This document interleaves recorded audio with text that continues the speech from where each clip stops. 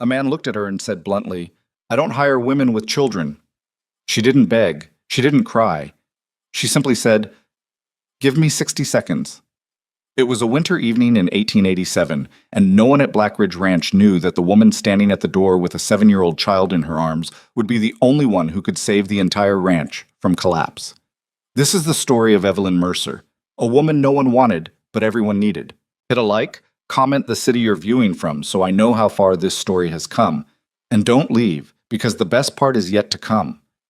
The wagon seat was hard as courthouse stone, and Evelyn Mercer had been sitting on it for 11 hours. She'd counted, not because she had nothing else to think about, but because counting hours was the one thing she could control.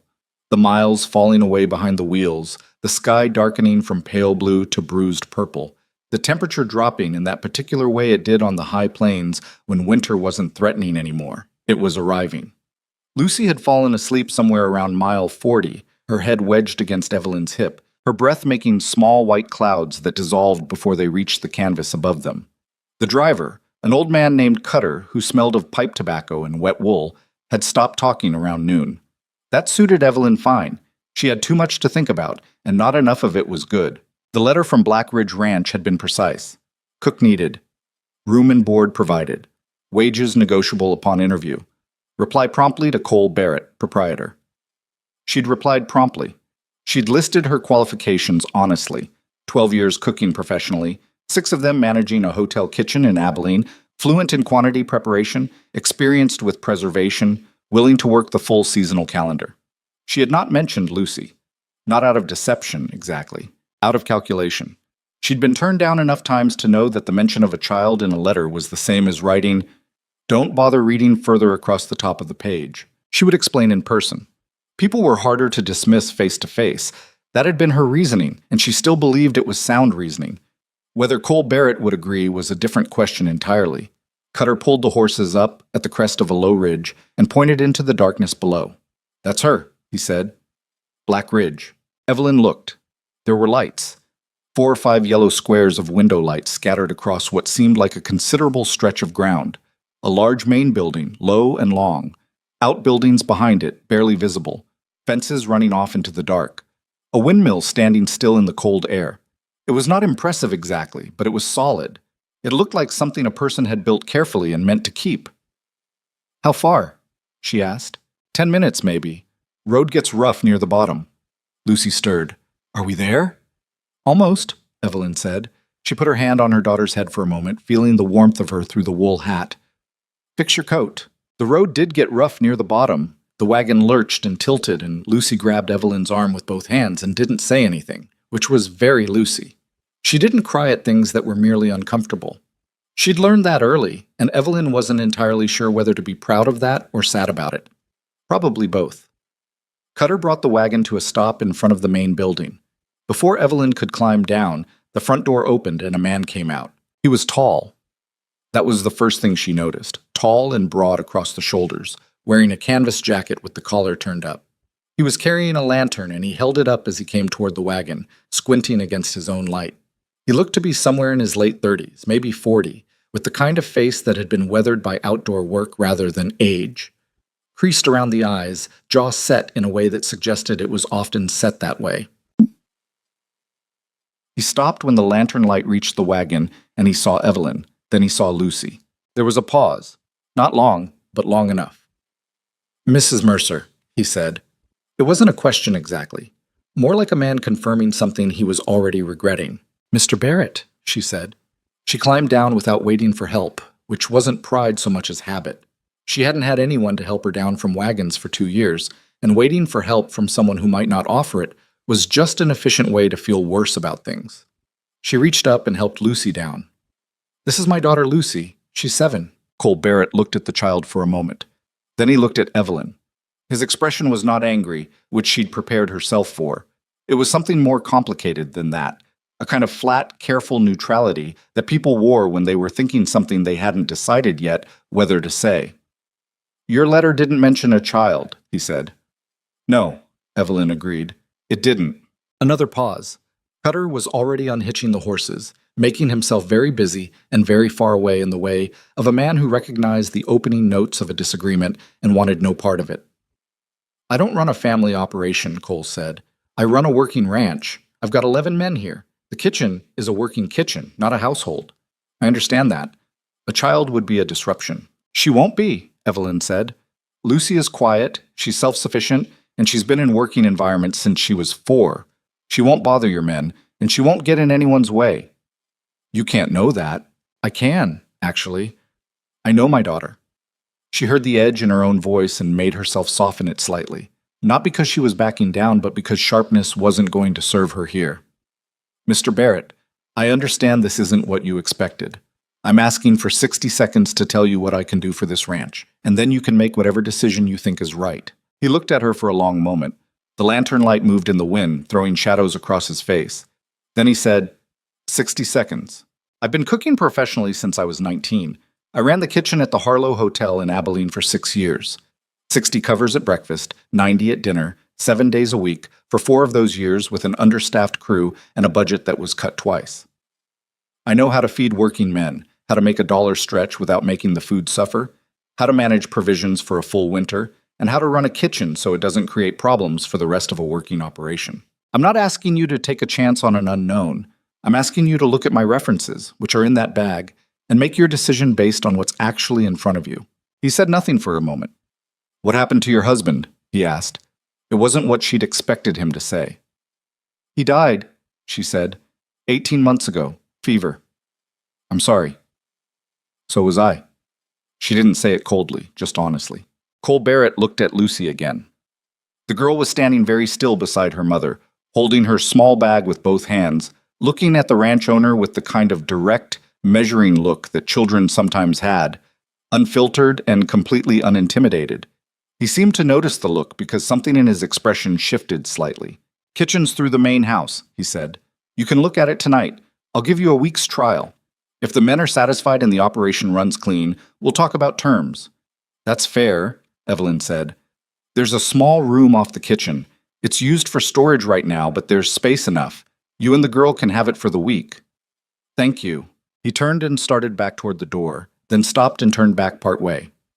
The men eat at 5:30 in the morning and 6 in the evening. They take lunch in the field when they're working far out. There's an inventory of what's in the larder. It's on the kitchen table. I'll look at it tonight, she said. He nodded once and went inside. Evelyn picked up her bag and took Lucy's hand and followed him. The kitchen was not what she would have chosen, but it was workable. That was the honest assessment, made in the light of a single kerosene lamp, while Lucy sat on top of a flour barrel and watched her mother move through the space with the focused efficiency of someone conducting an audit. The cook stove was large, a good Monarch range, older but well made, and it was dirty.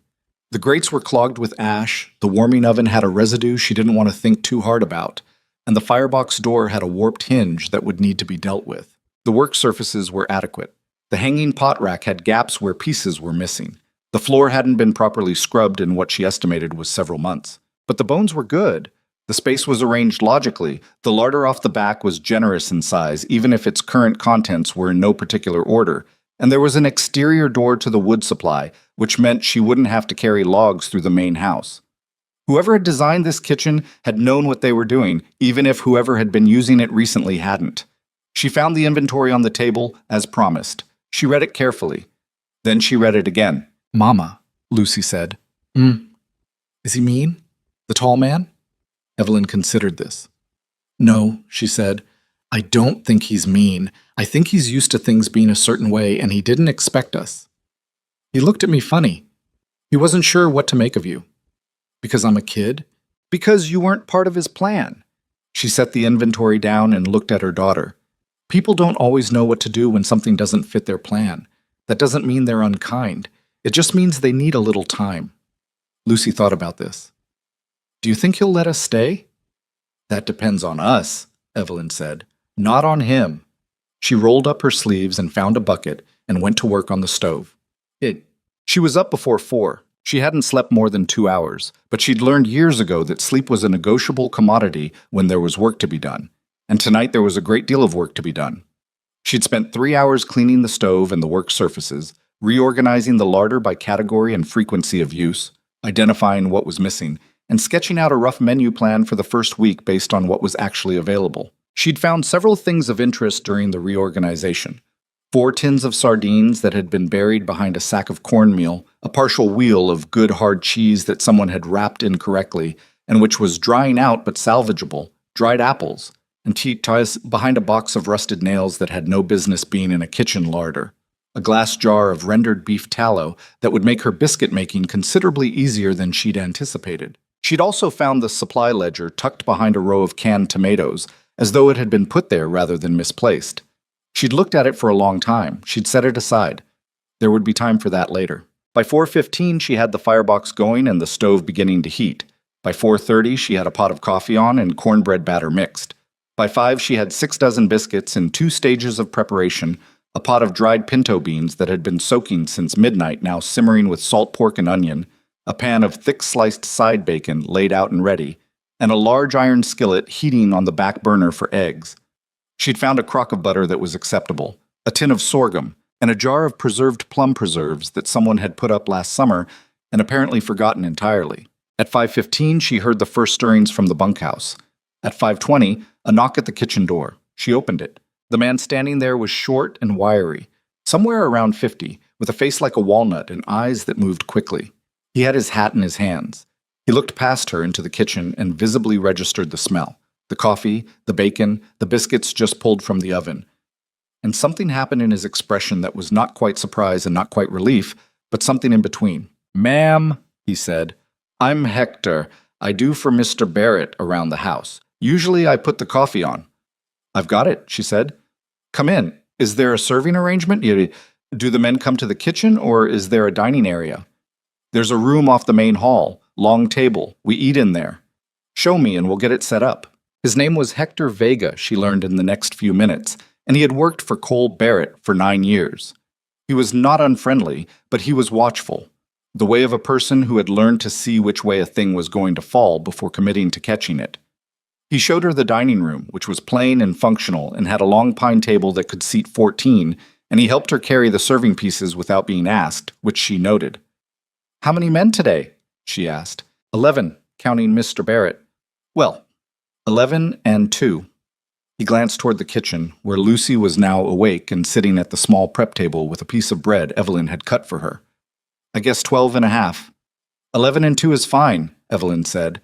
"I've cooked for larger." By 5:30, she had the dining room set and the food laid. She stood back and looked at the table. It was not fancy. It was biscuits and bacon and eggs and beans and coffee and butter and sorghum, which was exactly what working men on a cold morning needed and nothing more. But there was enough of it, and it was hot, and the kitchen behind her was clean, and she stood straight when the dining room door opened and the first men came in. They came in the way working ranch hands always came in, a little loud, a little rough, not paying much attention to anything except the table and the coffee. And then they slowed. Not because of her exactly, because of the biscuits. She watched several of them clock the biscuits from across the room with the particular focused attention of men who had been eating bad biscuits for an extended period. "Lord Almighty," said a tall red-headed man, reaching past 2 others to get to the basket. He took 2, looked at them, bit into one, and stopped moving for a moment. "Who made these?" "I did," Evelyn said. He turned and really looked at her for the first time. "You're the new cook?" "I am. Evelyn Mercer." "Pete Callahan." He held up the biscuit as though presenting evidence. "Mrs. Mercer, whatever Barrett's paying you, it's not enough." There was a general sound of agreement around the table as plates were filled and coffee was poured, and Evelyn felt something in her shoulders loosen very slightly. Not relief, she hadn't been worried about the biscuits, but there was a kind of particular tension that she'd carried through the night that she hadn't fully identified until it let go. And now that it had, she recognized it for what it was. The tension of not knowing whether you would be allowed to prove yourself before being dismissed. They had not dismissed her. Not yet. That was enough for now. She was carrying the empty first coffee pot back toward the kitchen when she noticed the man who hadn't said anything. He was sitting at the far end of the table, and he was eating, but he was also watching her in a way that was different from the others. Not hostile exactly, but measuring. Not the same measuring that Hector did, which was the measuring of a cautious man deciding whether to trust. This was the measuring of a person who had already made a judgment and was looking for confirmation of it. He was older than the others, maybe 60, with a gray beard trimmed close and hands like 2 pieces of old leather. He caught her looking at him and didn't look away. She didn't either. Cole Barrett came in last, which she'd half expected. He filled his plate without ceremony, poured his own coffee, and sat at the head of the table. He ate for a few minutes without speaking, which seemed to be his habit, and then he looked up at her across the length of the room. "These are better than what we've been eating," he said. "I'd hope so," she said. "I found what was in the larder. What happened to the last cook?" "He quit in September, said the winters were too hard." "Has it been you managing the kitchen since September?" "Hector mostly, and whoever wasn't busy." She nodded. That explained certain things about the condition of the larder and the stove. "I'll put together a list of what needs to be resupplied before the weather closes in. How often does a wagon go to town?" "Twice a month in good weather. Once when the roads get bad." "When do the roads get bad?" "Could be 3 weeks, could be 2. Then I need to get the list to you today," she said. "Some of what's in that larder right now won't last the winter without resupply, and some of what would last the winter isn't there." Cole looked at her for a moment. "You went through the larder last night?" "I went through everything last night." He held her gaze for a moment longer, then looked back at his plate. "Get me the list by noon." She went back to the kitchen. Behind her, she heard Pete Callahan say, quiet enough to think she wouldn't hear, "I like her." The old man at the end of the table, she still didn't know his name, said nothing at all. His name, she learned by mid-morning, was Silas Boone. She learned it from Pete Callahan, who turned out to be the kind of man who would tell you anything you needed to know if you just waited long enough and listened without seeming too interested. He came back to the kitchen at 9 on the pretext of needing an extra mug of coffee, which he didn't, and ended up sitting on the stool near the exterior door for 20 minutes, while Evelyn made bread, and Lucy helped by handing her things when asked. "Silas has been here since the start," Pete said. "Before me, before most of the men. He was here when Cole's father ran the place. He takes that seriously." "Takes what seriously?" "The way things are done, the way things have always been done. He's not a bad man. I want to be clear about that. He's got a picture of what Black Ridge is supposed to look like, and he's not always easy about it when the picture changes." "And does the picture change often?" Pete considered this. "Not often. Cole's not a man who likes change either, generally speaking. He's practical, he doesn't go looking for new ways to do things. He goes looking for what works." He glanced at Lucy, who was carefully lining up a row of dried beans on the edge of the prep table, doing something private and elaborate that children did when they were waiting for adults to stop talking about them. He didn't say anything this morning when the girl was in the kitchen. That's something coming from him. He said she'd be a disruption. He says a lot of things at first. Pete drained his mug and stood up.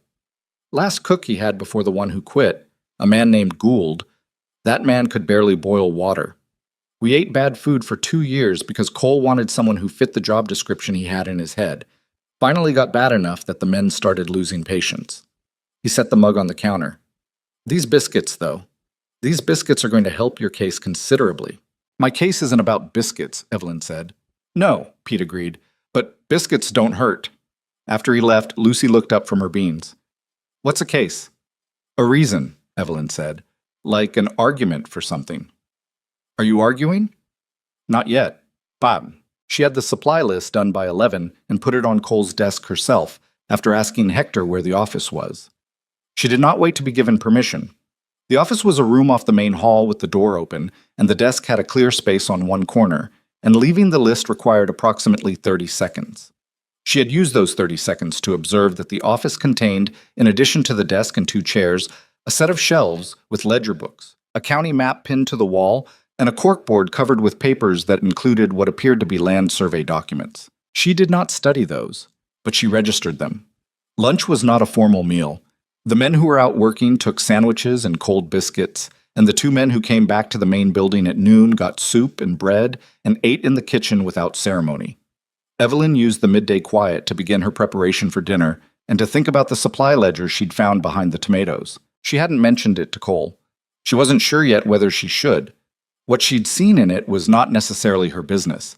She was a cook on a week's trial, not an accountant, not a manager, not someone whose opinion had been invited about how the ranch's money was being spent. But what she'd seen in it was also difficult to simply set aside, because it was not the kind of thing you could look at and then not know. The numbers didn't add up, not in the way that numbers sometimes got sloppy in a working operation where nobody was paying very close attention. These numbers didn't add up in a specific, consistent direction, which was a different thing entirely. She decided to look at it again that evening, after dinner. If she was right about what she thought she was seeing, she would need to be certain before she said anything. And if she was right and she did say something, she would need to do it carefully, because accusing a person of being defrauded, or worse, suggesting that someone they trusted was responsible, was not a conversation that tended to go smoothly, no matter how well you'd prepared for it. She put it out of her mind and concentrated on dinner. Dinner was the real test, and she knew it. Breakfast had been about proving she could produce something edible on short notice with an unfamiliar kitchen. Dinner was about proving she could cook, actually cook, not just assemble. She had 11 working men to feed after a full day of hard physical labor, men who had been eating indifferently for months, and who had recalibrated their expectations downward in that way. Hungry people sometimes did, where they stopped hoping for good food and just hoped for enough food. She intended to change that calibration tonight. She made a beef stew that she'd been building since early afternoon. A proper stew, not the thin, brothy version that passed for stew in operations that didn't want to spend the time or the ingredients. She'd browned the meat in batches so it developed a crust, built the base with the rendered onion and some of the root vegetables she'd found in the root cellar, added dried herbs and a splash of the apple cider vinegar that was in the larder and that most people thought was only good for pickling, and let it go low and slow for 4 hours. She made cornbread to go with it, and a pot of boiled dried apples with cinnamon for after, which was not a sophisticated dessert but was hot and sweet and would be welcome on a cold evening. She also made the biscuits again, because Pete Callahan was right that biscuits didn't hurt. The men came in from the day, cold, dirty, moving with the particular heavy tiredness of people who had been outdoors in hard weather for 10 hours. And they sat down and they ate, and for a while the dining room was very quiet in the way of a room where people are concentrating. Then Pete said, "I will eat this stew every day until I die, and that will not be a complaint." A man named Dawson, who had not said a single word to Evelyn all day, looked up from his bowl and said, "What's in this?" "Beef, onion, turnip, parsnip, dried thyme, and some things I won't tell you because then you'll try to make it yourself and it won't taste the same and you'll blame me for it." He laughed. It surprised him, the laugh. She could see it on his face. He put his head down and went back to eating. Cole, again at the head of the table, said nothing. But he had a second serving, and she noticed it. It was Silas Boone who waited until the table was mostly empty, the other men drifting out to the bunkhouse or back to evening chores, and then sat back in his chair with his coffee and looked at her with the same measuring look he'd had that morning. "You know how to cook," he said. It was stated flatly, as though he were noting a feature of the weather. "I do," she said. "That's not what I have a problem with." "I didn't think it was," she said. He was quiet for a moment. "This is a working ranch. Men need to be able to do their jobs without worrying about things that aren't part of the job." "They'll be able to," she said. "Lucy won't cause problems. Wasn't talking about the girl." He held his coffee mug in both hands. "Women change things, not because they try to, just because they're here. Men start acting different, paying attention to different things. It gets complicated." "Or," Evelyn said, "the food gets better, the kitchen runs better, the supply situation gets better, and the men do their jobs with more energy because they're being fed properly. That's also a possible outcome." Silas looked at her with something that was almost, not quite, but almost respect. "You're not shy about yourself." "I'm not," she agreed. "I'm also not wrong." He set his mug down and stood up. For a moment he just looked at her, the way you'd look at a thing you weren't sure yet what category it belonged in. Then he picked up his mug and walked out without another word. Evelyn began clearing the table. Hector appeared in the doorway. "I can help with that." "I've got it," she said. "But you can keep me company if you want." He came in and took a stack of plates without being asked, which she was beginning to understand was how he was. He didn't offer help, he just quietly did it. "Silas always been like that?" she asked. "Most of his life, I expect," Hector said. "He's not mean. I want to say that." Pete said the same thing. "It's true. He's got a way he thinks things should be, and he's been here long enough that he thinks his way and Black Ridge's way are the same thing." Hector stacked the plates carefully. "It's not personal." "It's a little personal," Evelyn said. He considered that. "Maybe a little." She was washing the last of the pots when she heard a small sound from the direction of the storage room and remembered, with a sudden sharp clarity, that she had been so focused on dinner that she had not checked on Lucy in nearly 2 hours. She put down the pot and went to the doorway. Lucy was asleep on the narrow cot Evelyn had set up earlier, still dressed, one boot on and one boot off, a look of complete exhaustion on her small face. On the floor beside the cot was an elaborate arrangement of small stones, bits of twig, and 3 dried beans, some kind of structure, or map, or game that only made sense to a 7-year-old. Evelyn stood in the doorway for a moment. Then she went and took off the remaining boot and pulled the blanket up and stood there a moment longer. The day had been very long. The night would be shorter than she needed. Tomorrow the work would start again, and it would be harder in some ways because the novelty would have worn off, and the men would be measuring her against the memory of yesterday's meals rather than against the low bar of what they'd had before. But they had let her cook. They had eaten what she made. Cole Barrett had come back for seconds, and even Silas Boone had admitted, in his sideways fashion, that she knew what she was doing. 1 week. That was the deal. She went back to the kitchen and picked up the supply ledger from where she'd set it on the corner shelf, and she sat down at the small prep table under the lamp, and she began to go through it again, carefully and from the beginning. She was right about what she'd seen. She was certain of it within 20 minutes.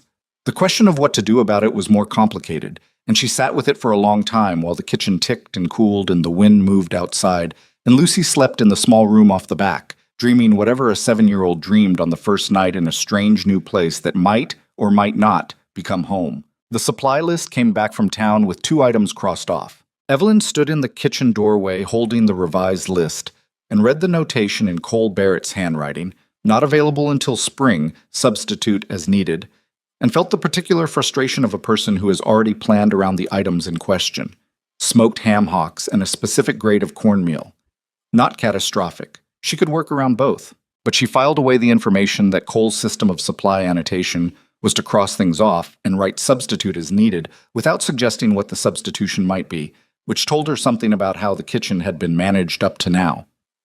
The cook had been expected to figure it out, or to complain about it, or to quietly not make whatever required the missing ingredient. She would figure it out. She always did. But the casual assumption that figuring it out was someone else's problem, that she would notice. The wagon had returned on a Thursday, 4 days after her arrival.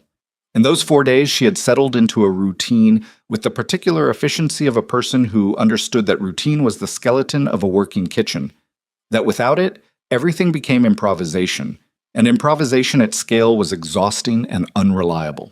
5:30 breakfast, noon sandwich preparation, 6 o'clock dinner, bread baked on Monday, Wednesday, and Friday. Beans soaked every evening. The stove cleaned every morning before the fire was lit. The larder inventoried every Saturday. She had also, in those 4 days, learned the men. Not all of them, and not deeply. She was not under the illusion that 4 days was enough for that. But she had learned the important things. Who came to the kitchen early because they were genuinely hungry, versus who came early because they wanted to talk. Who ate in silence because they were tired versus who ate in silence because something was bothering them. Who took extra portions because they were still growing versus who took extra portions because they hadn't eaten enough the day before and were compensating. These things mattered in a working kitchen. Feeding people wasn't only about the food. It was about knowing who needed what and when and how to provide it without making a production out of it. Pete Callahan was the easy one. He wanted to talk. He was generous with information, and he genuinely liked everyone, including people who didn't particularly deserve it, which was a rare quality and one she respected even while she understood it would make him an unreliable narrator when it came to assessments of character. Dawson, whose first name she'd learned was Frank, was quieter and more watchful, and he'd nodded at her twice in the past 4 days, with the particular nod that working people used when they wanted to acknowledge competence without making a fuss about it. A young man named Ellis was 19 and homesick, and ate everything she made with an intensity that suggested he was cooking with ingredients from a better table than this one. Silas Boone ate breakfast every morning at the far end of the table and said nothing to her, which she was beginning to understand was not hostility exactly, so much as a sustained withholding of judgment. He watched her. He watched Lucy. He watched how the other men behaved when Evelyn was present, and whether it changed how they worked afterward, and he was gathering data in the same way she was gathering data, which she could respect even while she was aware that his conclusions might differ from hers. Lucy, for her part, had adapted to Black Ridge with a speed that should not have surprised Evelyn, but did anyway. She had found by the second morning a place where she could sit near the window of the storage room and see the corral, and she watched the horses with a focused attention that she normally reserved for things of particular personal significance. By the third day, she had apparently established a relationship of some kind with an elderly brown gelding who came near the corral fence in the mornings, and Evelyn had found her there after breakfast, standing at the fence talking to the horse in the low, confidential tone that children used with animals when they were telling them important things. She had not gotten in anyone's way. She had not been loud or demanding or difficult. She had helped in the kitchen where she could and stayed out of it when she couldn't, and she had constructed in the space behind the storage room where two outbuildings made an L-shaped alcove sheltered from the wind, an elaborate landscape out of rocks and sticks and the dried seed pods of last summer's weeds, which Lucy referred to only as the territory, and which she added to and modified each day with the seriousness of a civil engineer. Cole had seen the territory. Evelyn didn't know if he'd seen it because she hadn't been there when it happened, but Hector told her that Cole had stopped by the alcove one afternoon and looked at it for a moment and then walked on without saying anything. Hector seemed to think this was significant. Evelyn reserved judgment. What she had not done in those 4 days was say anything about the supply ledger. It was not that she had changed her mind about what she'd found. She was still certain. She had gone through the ledger 3 more times since that first night, cross-referencing the entries against the current state of the larder and against what she knew from her own experience about the cost of provisions in this part of the country. And the picture that emerged was consistent and, in its consistency, damning. Someone had been recording supply purchases at prices 10 to 30% above what Evelyn estimated the actual cost would be, and the volume of several categories, flour, salt, lard, dried beef, was recorded at quantities that bore no relationship to what was actually in the larder or what could plausibly have been used in the time since the last inventory. The gap between the recorded cost and the likely actual cost, over the period the ledger covered, approximately 14 months, amounted to what she conservatively estimated was several $100s. In a ranch the size of Black Ridge, that was not trivial. What she didn't know yet was who had been responsible for the purchasing. It could have been the previous cook, the one who had quit in September. It could have been someone else entirely. It could, in a scenario she thought was unlikely but couldn't rule out, have been a clerical error of some spectacular consistency.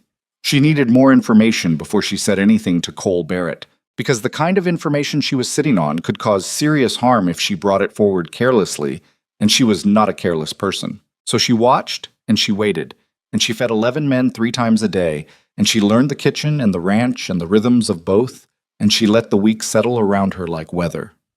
The thing that cracked it open was not the ledger at all. It was a barrel of salt. On Friday, the 5th day of her trial week, the supply wagon came back from a second run with a restocked order, and among the delivered items was a 50-pound barrel of coarse salt. Evelyn signed for the delivery from the man who brought it, a weathered individual named Rourke, who drove for the Milner Mercantile in the town of Crail, 12 miles south. She wrote the price in her own running supply log as Rourke stated it, $1.40 for 50 pounds. She put the barrel in the larder and then she opened the main supply ledger to enter it, and she found the most recent entry for salt. 2 months ago, 50 pounds, $2.20. She stood in the larder for a long time. The price of salt did not vary by 80 cents per barrel between September and November. Not in this county. Not in any county she had ever worked in. The price of salt was remarkably stable, which was one of the reasons it was useful to her as a benchmark. She'd been using it as a comparison point since the first night she'd looked at the ledger. She went and found Hector. "Who handled the supply ordering before I arrived?" she asked. Hector was mending a piece of harness at the workbench near the tack room. He looked up at her with the careful expression of a man who sensed the direction a conversation might go before being certain he wanted to go there. "Officially, it went through the kitchen. Whoever was cooking put in the order. Rourke delivered. Someone signed for it. And actually," he set the harness down. From about March this year, Denny Walsh started handling the orders. He said the cook at the time, Gould, wasn't keeping the records right. Cole told him to take it over. "Who is Denny Walsh?" "Was," Hector said. "He left in October, 2 weeks after Gould quit." He paused. "He and Cole had a disagreement about something. I don't know what. Cole doesn't share that kind of thing." Evelyn thought about this. She thought about the timing. Walsh leaves in October. Gould leaves in September. The ledger records stopped making sense approximately in March, which was when Walsh took over the ordering. "Does Cole know where Walsh went?" she asked. "Took a job with Harlan Greer's operation, I heard, over near Sentinel Flats." Another pause. "Greer and Cole have had their differences over the years. Land questions mostly. It's not a friendly situation. She thanked him and went back to the kitchen. She pulled the ledger out from the shelf where she'd been keeping it and sat down at the prep table and looked at it for a long time. What she had was suggestive and consistent, and probably enough for a reasonable person to act on. What she didn't have was proof of intent. She couldn't prove from a ledger alone that the inflated prices were deliberate rather than some kind of accumulating error. But Walsh's departure, his connection to Greer, the timing, the consistent direction of the discrepancy, it was enough. It was more than enough. If Cole was being defrauded, and if the person responsible had moved directly to a competing operation, then this was not a closed matter. She made her decision. Itik. Cole Barrett's door was open, as it usually was in the afternoon. He was at his desk with the county map spread out in front of him and a cup of cold coffee at his elbow. He looked up when she knocked on the doorframe. "Mrs. Mercer." "I need to show you something," she said. "It's about the supply ledger." Something shifted in his expression. Not alarm, but attention. The particular quality of attention that a person gave when they heard a sentence that told them a larger sentence was coming. "Come in." She sat in the chair across from his desk and put the ledger on the map in front of him. She didn't offer a preamble, because preamble in this kind of conversation was a way of softening something that wasn't going to be soft, regardless of how you approached it. She opened the ledger to the March entries and walked him through it. The salt prices first, because those were clean and unambiguous. Then the flour. Then the lard. She showed him her own running log with the prices Rourke had quoted her, and she showed him the comparison column she'd made. Cole did not say anything while she explained. He listened and he looked at the numbers, and his jaw tightened in a way that she suspected was characteristic of him under pressure. The muscles along his jaw, not angry exactly, but controlled. The kind of control that was covering something. "Over 14 months, she said. "I can't calculate the exact figure without access to your bank records, but based on the quantities and prices in the ledger, I'd estimate you've been overcharged somewhere between $300 and $450. The room was quiet. "Denny Walsh," Cole said. It was not a question. "That would be consistent with what I found." He was quiet again. He closed the ledger and set it to one side and looked at the map for a moment as though it were a different problem he was thinking about. Then he looked at her. "You found this your first night here," he said. "I found it the first night. It took me until today to be certain." "You've been sitting on it for 5 days." "I wanted to be right before I said anything," she said. "I also didn't know the operation well enough on day one to know whether the discrepancies had an innocent explanation. I needed to learn the supply situation first." He was quiet for another moment. She waited. "Walsh came to me in March and said Gould was sloppy with the accounts," Cole said.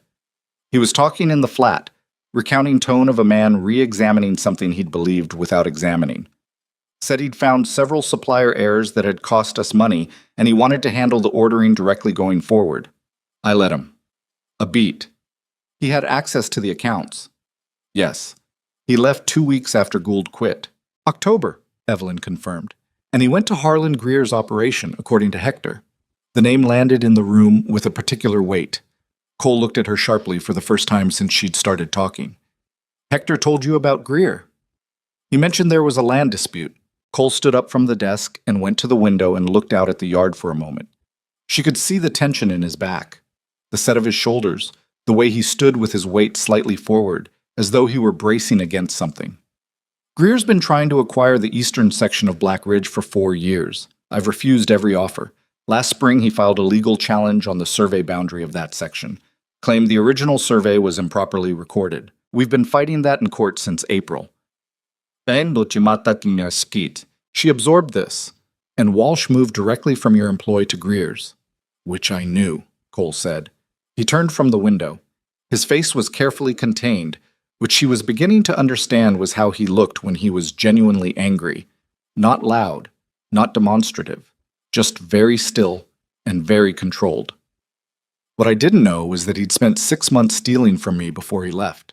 I can't prove the intent from the ledger alone," she said, "but the pattern is consistent and it's not small enough to be accidental." "No," he agreed.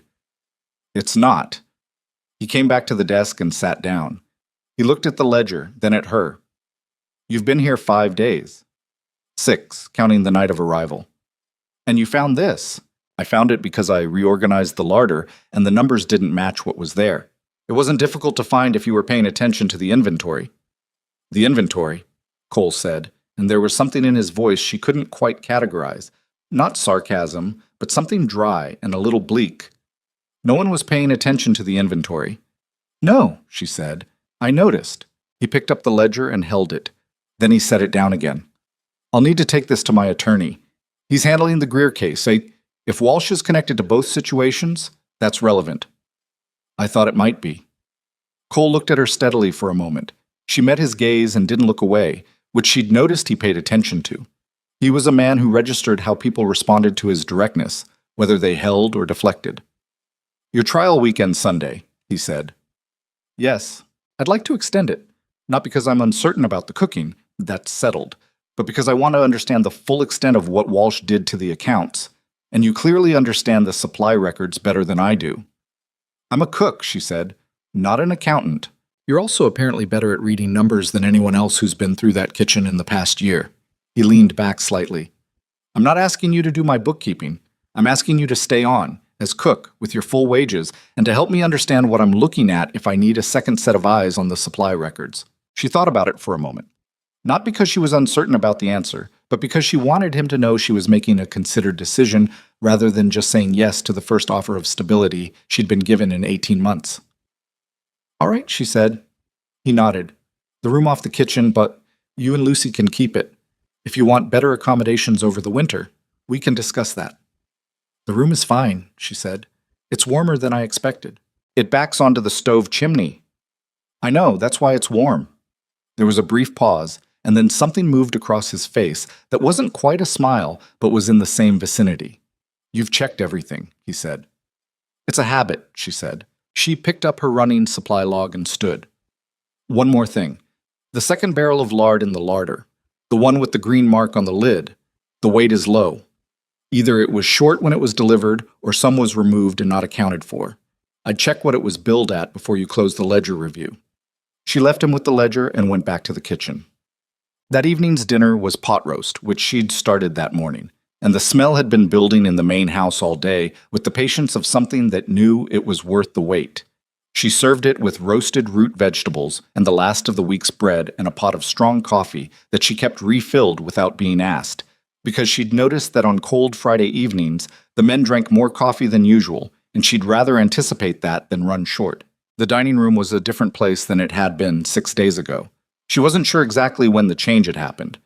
It wasn't any single meal, more like a gradual accumulation of evenings, where the food was good and the kitchen ran smoothly, and the men stopped tensing slightly when she moved through the room, stopped being vaguely aware of her, in the way that people were aware of an element they hadn't decided yet whether to trust. They weren't there yet.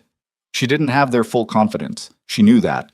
But the room was warmer than it had been. Not the temperature, something else. Pete Callahan was telling a story about a horse he'd known in Texas. A story that was clearly well-traveled and beloved by its repeated embellishments, and Dawson was adding corrections that Pete ignored with the ease of long practice.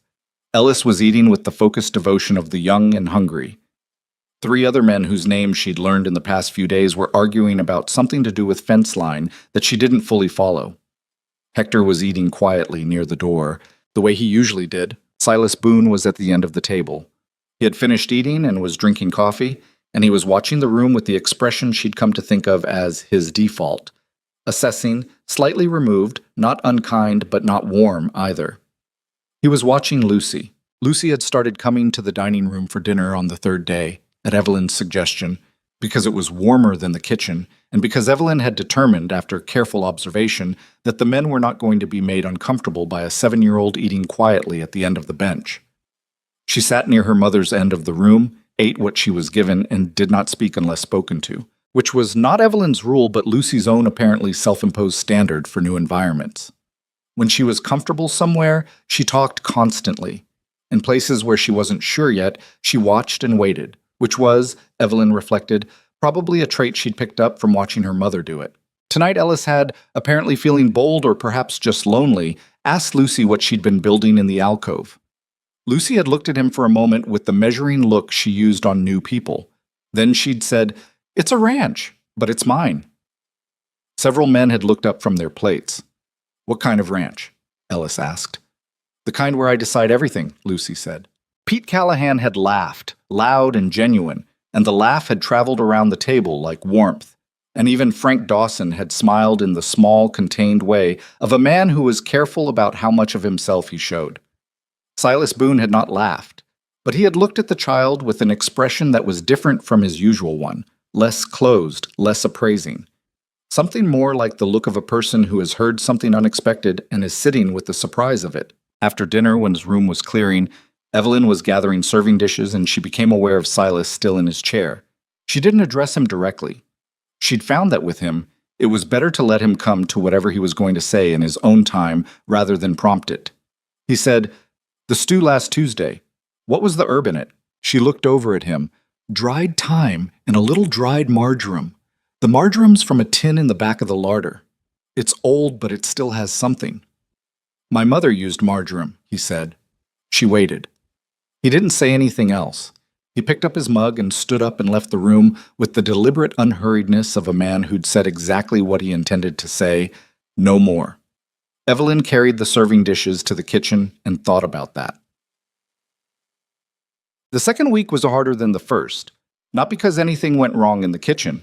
The kitchen was running better each day, the supply situation was stabilizing, and she'd gotten to the point where she knew the stove's particular preferences well enough to predict where it ran hot and adjust accordingly.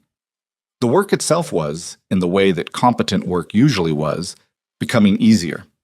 The harder part was Denny Walsh, or more precisely, what Walsh had left behind. Cole's attorney, a man named Perch, who came out from Crail on Tuesday, spent 3 hours in Cole's office with the supply ledger and the account books, and came out looking the way lawyers looked when they'd found something they'd rather not have found. Evelyn heard most of this secondhand from Hector, who had a way of being present at the edges of significant events that she'd come to think of as a form of loyalty. He stayed close because he wanted to be useful, and being useful required knowing what was happening. According to Hector, Perch believed Walsh's activities might be directly connected to the Greer land case in a way that went beyond coincidence. He'd used a word, orchestrated, that Hector relayed to her with the careful precision of a person who understood the weight of specific words. Cole spent that evening after dinner in his office with the lights burning until nearly midnight. She knew because she was still in the kitchen when he finally came out, and he passed through without seeing her at first, stopped when he registered the lamp was still lit, and came back to the doorway. "You're still up," he said. "I'm doing next week's bread schedule." She looked up at him. He looked tired in the particular way of someone who has been doing difficult thinking for several hours. Not physically tired, but somewhere behind the eyes tired. "Is there coffee? It's probably been sitting too long." "I'll drink it anyway." She got him a mug of the old coffee, which was strong and somewhat bitter by this hour, and he stood in the kitchen doorway and drank it without complaint. Walsh was being paid by Greer, he said. Not to her specifically, more the way people sometimes said things that needed to be said aloud before they could be properly put down. Not just after he left, while he was here. Hector mentioned Perch had questions about the connection. Perch has more than questions. He held the mug in both hands, looking at the middle distance. Walsh gave Greer information about the Eastern Boundary Survey. Our copy. Dates, measurements, specific marker locations, information that Greer's legal team used to file the boundary challenge in April. Evelyn was quiet for a moment. And the supply fraud was, what, additional?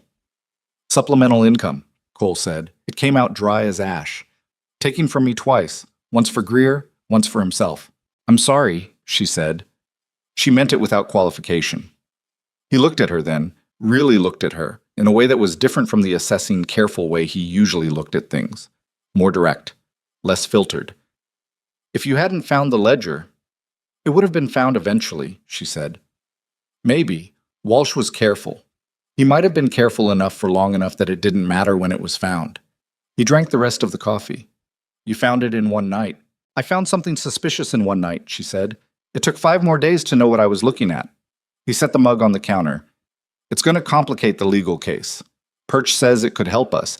Establishing that Greer was actively trying to undermine the ranch strengthens the argument that the boundary challenge is bad faith. But it's going to take time." He straightened. "I may need to go to Crail more often over the next few weeks. I'll need the ranch to run without me." "It'll run," she said. He looked at her steadily. "I'm starting to believe that." He said goodnight and went to bed, and she sat alone in the kitchen for a while after with the quiet and the lamp and the bread schedule and the knowledge that she had, in a week and a half, become something to this ranch that she hadn't been asked to become. That was how it usually went. You showed up to do one job and ended up doing three.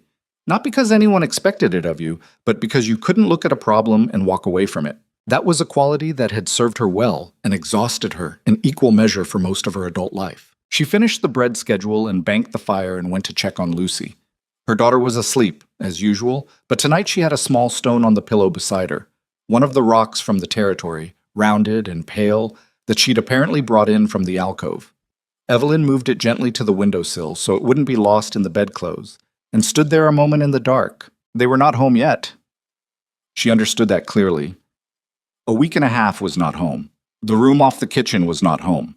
The trial period being extended was not home. But it was something. It was the tentative beginning of the possibility of home, which was more than they'd had when they climbed on Cutter's wagon, and she held on to that without squeezing it too hard, the way you held a thing that might break if you weren't careful. She went to bed and slept better than she had since they arrived. Look, what she hadn't anticipated was Silas. She'd understood the situation between them as a kind of armed truce. He disliked the change she represented. She accepted that dislike as his prerogative, and they moved around each other with a mutual respect that was cold but functional.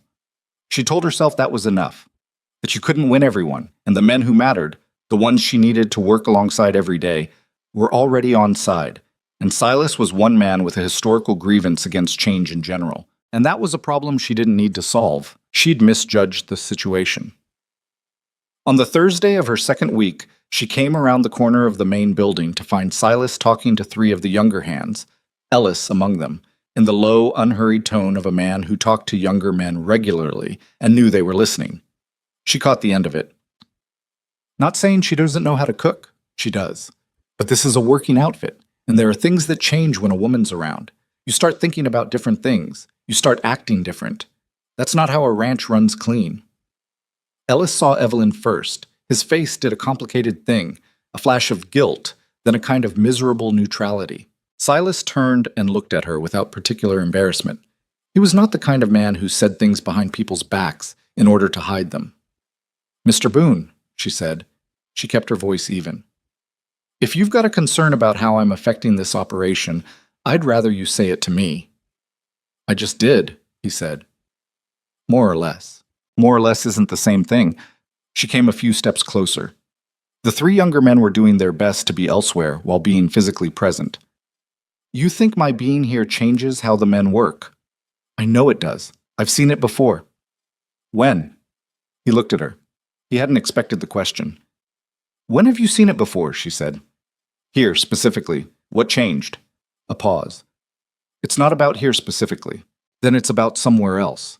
And you're applying that to me and to this operation based on something that happened somewhere I've never been with people I've never met." "Pattern hold," Silas said. But something in his certainty had shifted slightly. Not much, but she could see it. He was a man who was used to his certainties being accepted as conclusions rather than challenged as premises. "Maybe it does," she said. "And maybe this ranch is running better than it was 3 weeks ago. And your men are eating better and working better because they're not running on short rations and bad food anymore. And maybe that's the pattern you should be looking at." She stopped. She'd said more than she intended, and she could feel the heat of it in her chest. Not anger exactly, but the frustration of being judged by a picture that wasn't her. "I'm not asking you to like me, Mr. Boone. I'm asking you to wait until you have a reason to say what you're saying. That's all." She walked past him and into the building. Her hands weren't quite steady when she got back to the kitchen. She stood at the prep table for a moment and breathed and reminded herself that steady hands were a professional requirement and that Silas Boone's opinion of her was not the point. The work was the point. The work was always the point. Lucy came in from the alcove with dirt on her knees and a look of complete preoccupation. "I'm expanding the north section," she said. "Are you?" Evelyn said. "It's getting complicated. I need more rocks." She looked at her mother with the acuity children occasionally deployed without warning. "Are you mad about something?" "No," Evelyn said. Then, "A little. It's fine. Is it the man with the gray beard?" Evelyn looked at her. "What do you know about the man with the gray beard?" "He watches you," Lucy said simply, "like he's trying to figure out if you're real or not." She went to the water pail and washed her hands in the competent, utilitarian way of a child who had been washing her own hands since she was 4. "I think you'll figure it out eventually." Evelyn didn't say anything for a moment. "Go get your rocks," she said finally. "Stay out of the north pasture." Lucy went. Evelyn started the dinner prep, and the kitchen filled with the smell of onion in a hot pan, which was one of those smells that was incontrovertibly domestic and good. And she worked in it and let the work do what work did when everything else was uncertain. Give her somewhere to put her hands, give her something to make, give her the clean satisfaction of taking raw materials and producing something better than what she started with. By the time the onions were soft and sweet, and the kitchen was warm, and the bread from that morning was cooling on the rack, and the stove was doing what she'd learned to make it do, she had settled back into herself. Not resolved. Silas wasn't resolved, and she didn't pretend he was. But she had said what she needed to say to him, and she had come back to the kitchen, and the kitchen was hers now in the way that a space became yours after you'd worked in it long enough. Not ownership, but belonging, which was a different thing and in some ways a more durable one. She was here. She was working. She was staying. That was enough for today. The first snow came on a Monday, which Evelyn noted with the pragmatic attention she gave to all things that affected the kitchen's operation. It was not the serious snow. Not yet. 3 inches overnight, gone from the yard by noon where the sun hit it, lingering in the shadows of the outbuildings and along the north fence line where the wind had pushed it into low ridges. The men went out in it without particular complaint, pulling their collars up and their hats down, and came back at noon with red faces and the particular appetite that cold work produced, which was different from warm weather hunger in a way she'd learned to anticipate and plan for. She made a double quantity of the bean soup that day, and there was none left. What it meant, the snow, was that the supply window was narrowing. She'd known this theoretically since her first day, when Cole had told her the roads could go bad in 2 or 3 weeks. Now she could see it happening in the way the temperature dropped each evening and didn't fully recover during the day, and the way the sky had a particular flat gray quality that people who had spent winters on the high plains learned to read like text. She had spent enough winters in enough places to read it. Another week, maybe 10 days, and Rourke's wagon would stop coming reliably. She'd made her final major supply order the previous Thursday. She'd gone over it 3 times before giving it to Cole, not because she doubted her calculations, but because the consequences of getting it wrong were serious, and she preferred to check her work. Cole had looked at the list and then at her and said, "This is more than we usually order for winter." "I know," she said. "The usual winter order assumed a cook who would do less with what he had. I'm going to do more." He'd sent the order. Now she was tracking the deliveries as they came in, checking each item against the order and against the revised ledger she'd been maintaining since she found the discrepancies in the old one. Everything was coming in at the prices Rourke quoted. She checked those numbers with the particular attention of someone who understood that the checks were necessary not because she distrusted Rourke, but because systems failed when nobody was watching them, and she intended to be someone who watched. The ranch had settled into a winter rhythm that was different from the autumn one. The days were shorter and the work shifted accordingly. Less time in the far pastures, more time close to the buildings, maintenance and repair work that the busy seasons didn't allow. Fence posts, tack, equipment. The men were around more, which meant the kitchen was used differently. There was more coffee consumed in the mornings, more time at the table after meals, more of the particular restless energy of working men who were not working at full capacity and weren't entirely comfortable with it. Lucy had adapted the territory to winter. She'd built a small wooden structure over part of it, a lean-to made of 3 sticks and a piece of canvas scrap she'd found somewhere. And she conducted the life of her imaginary ranch from under this canopy with impervious concentration regardless of the temperature. She wore her heaviest coat and her wool hat with the ear flaps, and she worked with the focused gravity of a 7-year-old engaged in something she considered completely serious. Ellis had started checking on the territory occasionally in a casual way that clearly wasn't casual at all. He would drift past on some other pretext and slow down and look, and sometimes Lucy would explain something to him about the current state of affairs in the territory, and he would listen with the careful attention of a young man trying to be worthy of the confidence of a child who didn't give it easily. Evelyn watched this from the kitchen window and found it harder to look at than she expected, not because it was bad, but because it was good in a way that pressed against something tender in her chest. The fact that Lucy was making a place for herself here, that she was beginning to trust these people and this ground. It mattered more than she let herself think about too directly. She was still keeping a part of herself provisional about Black Ridge. Not because she didn't want to trust it, but because trusting a place before you'd earned the right to it had a way of making the leaving, if it came to that, worse than it needed to be. She had been at Black Ridge for 4 weeks when Cole came to the kitchen on a Tuesday evening with a look she hadn't seen on him before.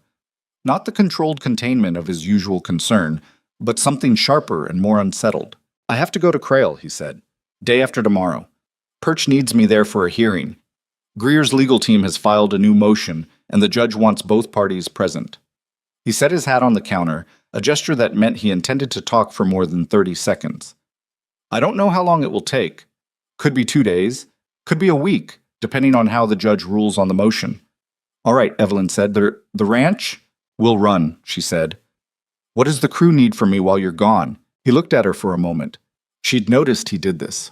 Paused before answering, not because he was slow, but because he was the kind of person who didn't like to speak before he knew what he meant to say.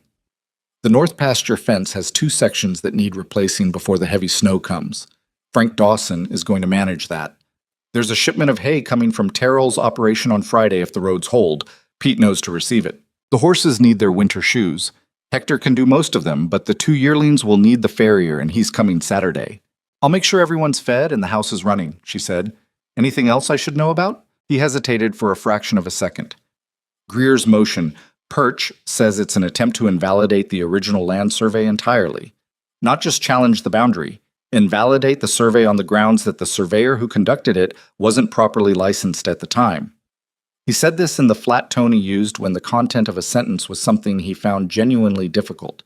If they succeed, the Eastern Section's legal status becomes a question. It's not a simple question. Is that likely? That they'd succeed? Perch says probably not. But Greer has money and Greer is patient, and probably not isn't the same as no. She understood that. "When do you leave?" "Thursday morning, first light." She nodded. "I'll have food packed for the road." He picked up his hat. He stood there for a moment, which wasn't entirely like him. Cole Barrett was not a man who lingered in doorways. He had something else to say and was deciding whether to say it. "If anything comes up while I'm gone," he said. "Anything you can't handle, I'll handle it," she said. He looked at her. Not the assessing look, something different. Something that was, she thought, the early, unfinished form of reliance. "I know," he said, and went out. He left Thursday morning before the sky was fully light, with a packed saddlebag and the leather case that contained the ranch's legal documents. Evelyn had been up since 3:30, and she put food in his hands before he mounted up. Bread wrapped in cloth, cold meat, dried apples, a small tin of coffee. And he took it without comment, which meant he'd expected it. And that meant something, though she didn't examine what. She stood in the yard until the sound of hooves was gone, then went back inside. The day was normal. The next day was normal. The day after that, Saturday, the day the farrier was supposed to come, the sky changed. She noticed it at noon, the quality of the light.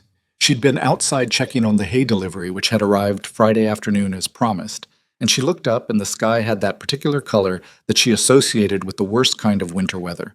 Not gray, but a sort of yellowish gray, like old pewter, low and flat, and completely still. The wind had died. That was the part that worried her. The wind on the high plains never fully died.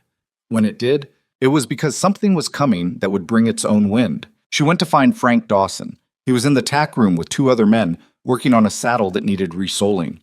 He looked up when she came in, and she saw immediately that he'd seen the sky too. "How bad?" she said.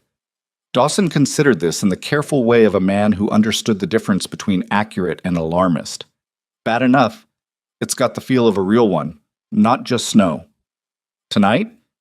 "Tonight, tomorrow morning at the latest." She thought through what needed to happen. "The hay is in the barn." "That's good. The horses that are in the far pasture need to come in, the yearlings especially." "I was going to send Ellis and Tom out this afternoon." "Send them now," she said. "Don't wait for afternoon." He looked at her for a moment, not resistant, just registering that she'd given him a directive, and then nodded. "Yeah, you're right." He put down the saddle piece and stood up. "Tom, Ellis, get your coats." She went back to the kitchen and started thinking about what the next 24 to 48 hours would require. Hot food that could be kept hot and reheated, enough coffee that it would never run out. If men were coming in from outside work at irregular intervals, she needed something that would be ready whenever it was needed, not something that required precise timing. She put a pot of soup on and began building it in the slow, layered way of something meant to cook all day. She brought in extra wood from the pile and stacked it beside the stove. She checked the water supply and found it adequate. She checked the lamp oil and found it adequate. She found, in the back of the larder, a tin of hard peppermint candies that she'd bought in the last supply order and put them in her apron pocket because she'd learned that small comforts mattered more during hard weather than most people thought they did when planning for hard weather. Lucy came in from the alcove, windblown and pink-cheeked, carrying 3 rocks. "Come inside," Evelyn said. "Stay inside today." Lucy looked at the sky without being told why and made her own assessment. "Is it going to snow a lot?" "Yes." "Will the horses be okay?" "The men are bringing them in." "The brown one, the old one near the fence. He'll be in the barn," Evelyn said. "Come inside, Lucy." The storm came faster than Dawson had estimated. By 4 in the afternoon, the snow had started. Not gentle, not tentative, but committed. The kind of snow that came sideways and meant it. The wind came with it, as she'd anticipated. And within an hour, the visibility in the yard had dropped to the length of the building. She could hear it against the kitchen walls. A sustained hissing pressure that she knew from experience was going to get worse before it got better. The men came in from their work and stages, shaking snow from their coats in the entryway, their faces scraped red by the wind. She had coffee ready. She had the soup ready. She fed them as they came, in whatever order they arrived, without waiting for a formal meal time. This was not how the kitchen usually operated, but this was not a usual evening. Ellis came in at 5, which was later than the others, and he was alone. "Where's Tom?" Dawson asked. Ellis was getting snow off his coat, his back to the room. "Tom's coming. He went back for the gray mare. She got loose from the line when the wind picked up. He said he'd be right behind me." Dawson was quiet for a moment. "How long ago?" Ellis turned around. The look on his face was the particular look of a young man who had just realized something was wrong. 20 minutes, maybe. "In this visibility," Dawson said, and he was already moving. Evelyn understood immediately. 20 minutes in this storm, alone, with a loose horse, that was not fine. The distance between fine and not fine in a blizzard could be 50 feet in 2 minutes. She didn't say anything, but she took 2 lanterns from the hook above the door and lit them without being asked and handed them to Dawson as he pulled his coat back on. "I'll go with you," Pete said. "No," Dawson said. "Stay here. If we both go and something happens, there's nobody left who knows the ground." He took the lanterns. "Which direction was the gray last?" "North side of the barn," Ellis said. His voice had gone a little tight. Dawson went out. The kitchen was very quiet for about 3 minutes. Then Evelyn said, "Ellis, sit down and eat something." I should have waited for him. "Sit down," she said, not unkindly, but firmly, the way you talk to someone who is about to do something useless out of guilt. Frank Dawson has been working this ranch for 6 years, and he knows every foot of that yard in the dark. You going back out and getting lost also doesn't help Tom. Sit down. He sat. He didn't eat, but he sat, which was the point. The wait was 11 minutes, which felt considerably longer. Then the exterior door opened and Dawson came in with Tom behind him. Tom, who had a cut above his left eye from where he'd gone down on the ice, and a gray mare's lead line in his left hand, and his right arm held against his body in a way that Evelyn recognized immediately. "Let me see the arm," she said. "It's fine," Tom said. "It's not fine. Let me see it." He was 23, Tom Greer, and he had the stoic stubbornness of a young man who associated injury with weakness in a way that age would eventually correct, but hadn't yet. He let her look at the arm with the expression of someone submitting to an indignity. The shoulder was wrong, not the bone, she thought. She pressed carefully along the joint, and he didn't make a sound, but his breathing changed, which told her where the pain was. But the shoulder was displaced. She'd seen this before. A fall, the arm out to catch yourself, the joint taking the impact at the wrong angle. "Your shoulder is out," she said. "It needs to go back." He went slightly pale. "Can you do that?" She looked at him steadily. "I've done it twice.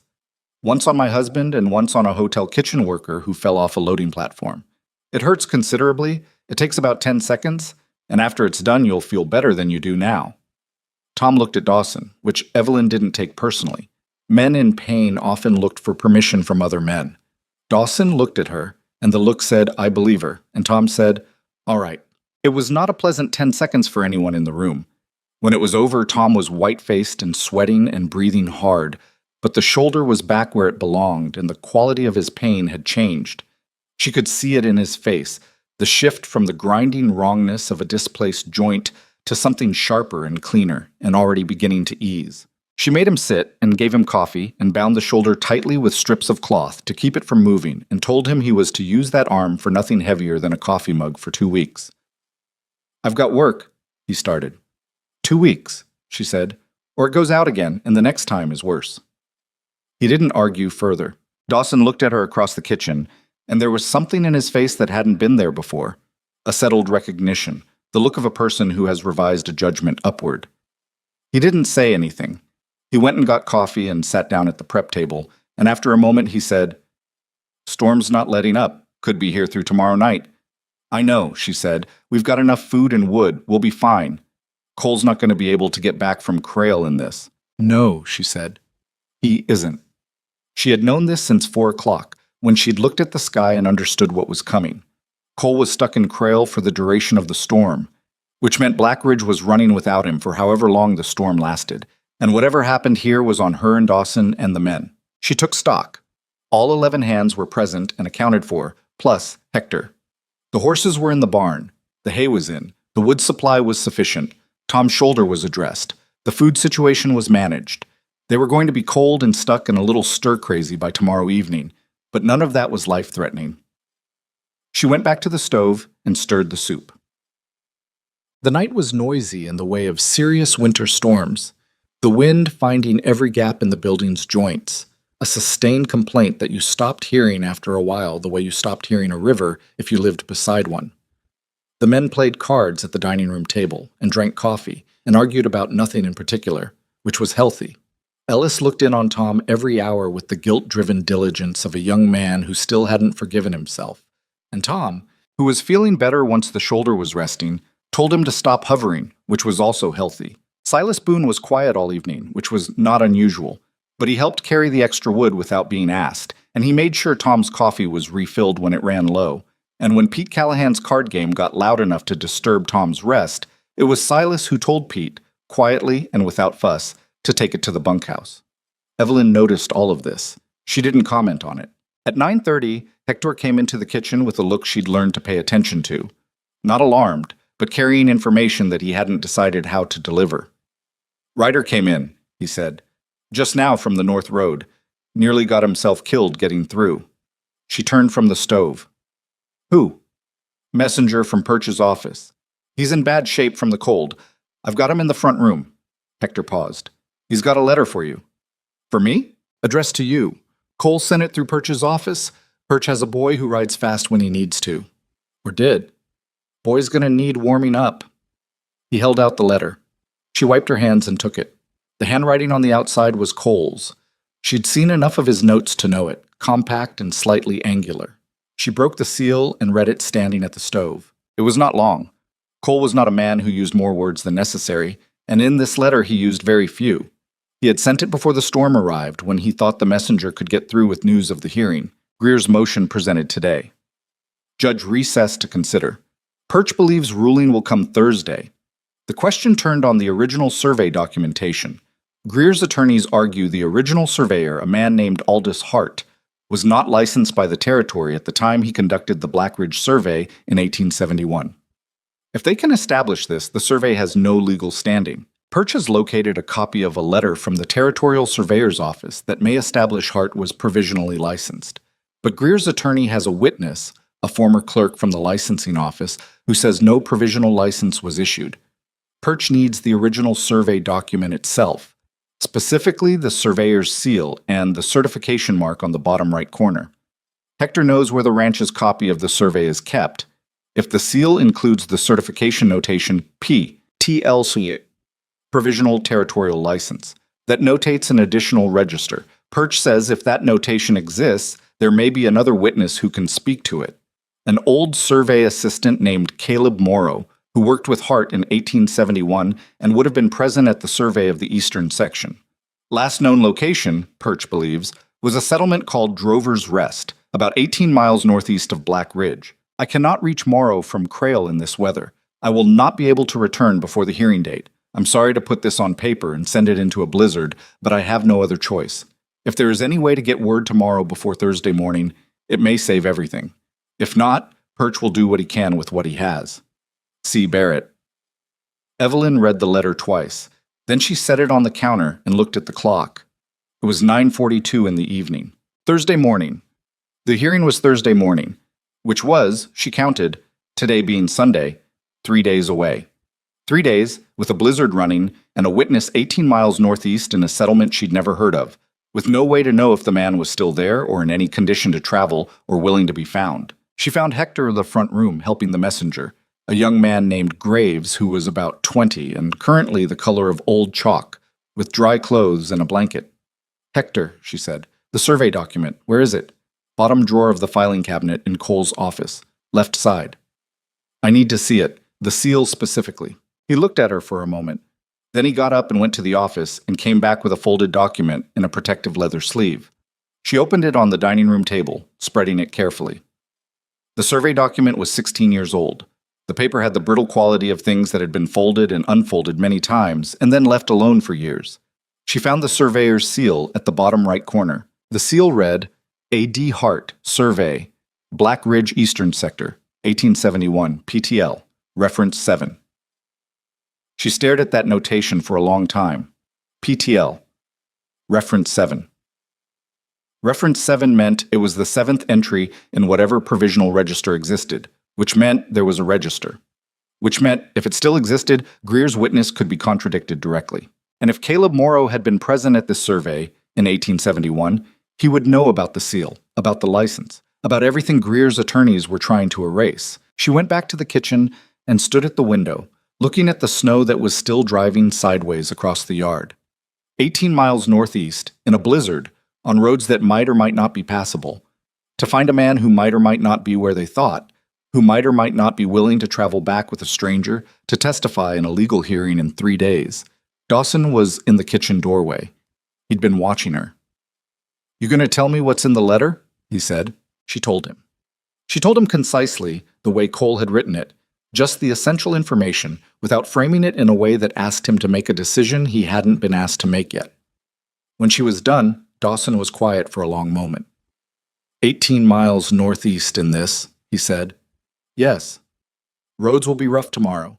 Depending on how the storm moves, it might ease by morning." "It might," she agreed. He was quiet again. "You're not thinking of going yourself." "I'm thinking about all the options," she said. "The option that involves you riding 18 miles in a blizzard is not—" "I said I'm thinking about all of them." She turned from the window.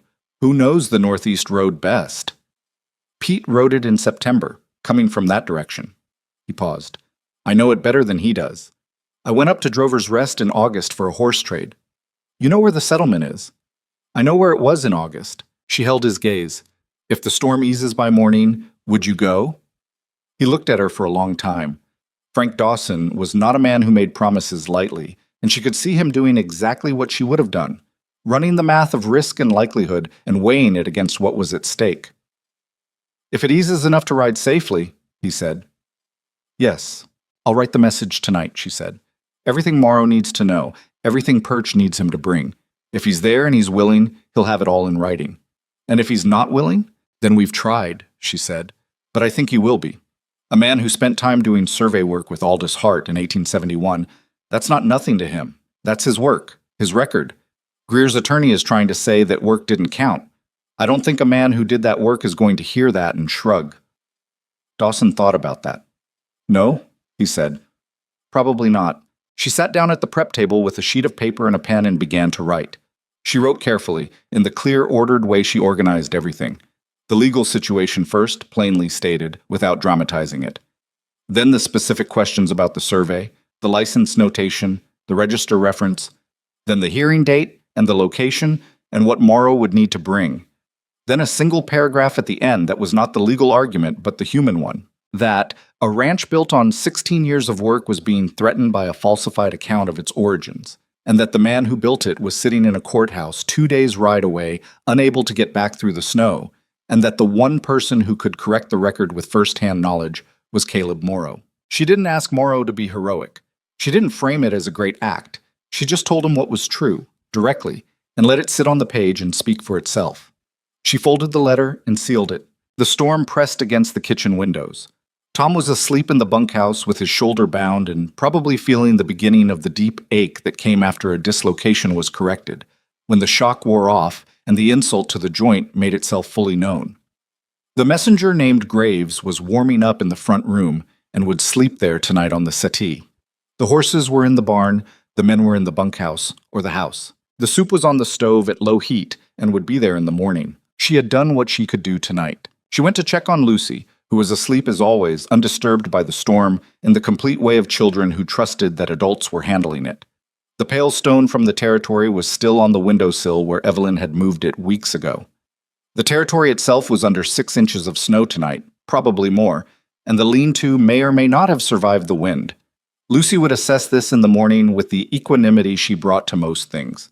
Evelyn stood in the doorway and listened to her daughter breathe and listened to the storm and thought about Cole Barrett in a courthouse in Crail, waiting for a ruling that might undo 16 years of work, not knowing whether a message had gotten through, not knowing whether the snow had buried everything. She would tell him when he got back that the ranch had run fine. That would be true. It was running fine. She was making sure of it, the same way she made sure the stove was clean and the biscuits were right and the numbers in the ledger matched what was in the larder. Because those things mattered, because someone had to pay attention. And she was someone who paid attention. What she wouldn't tell him, what she would never particularly think to tell him, because it wasn't the kind of thing she noted about herself, was that the ranch was running fine because she had decided it would. That the decision had been made before the storm started, before the letter arrived, before Tom's shoulder went out and the messenger nearly froze himself to get through. That the decision to be the person who handled things was not a calculation she'd made at Black Ridge, but a condition she'd carried so long she'd stopped thinking of it as a decision at all. She went to bed.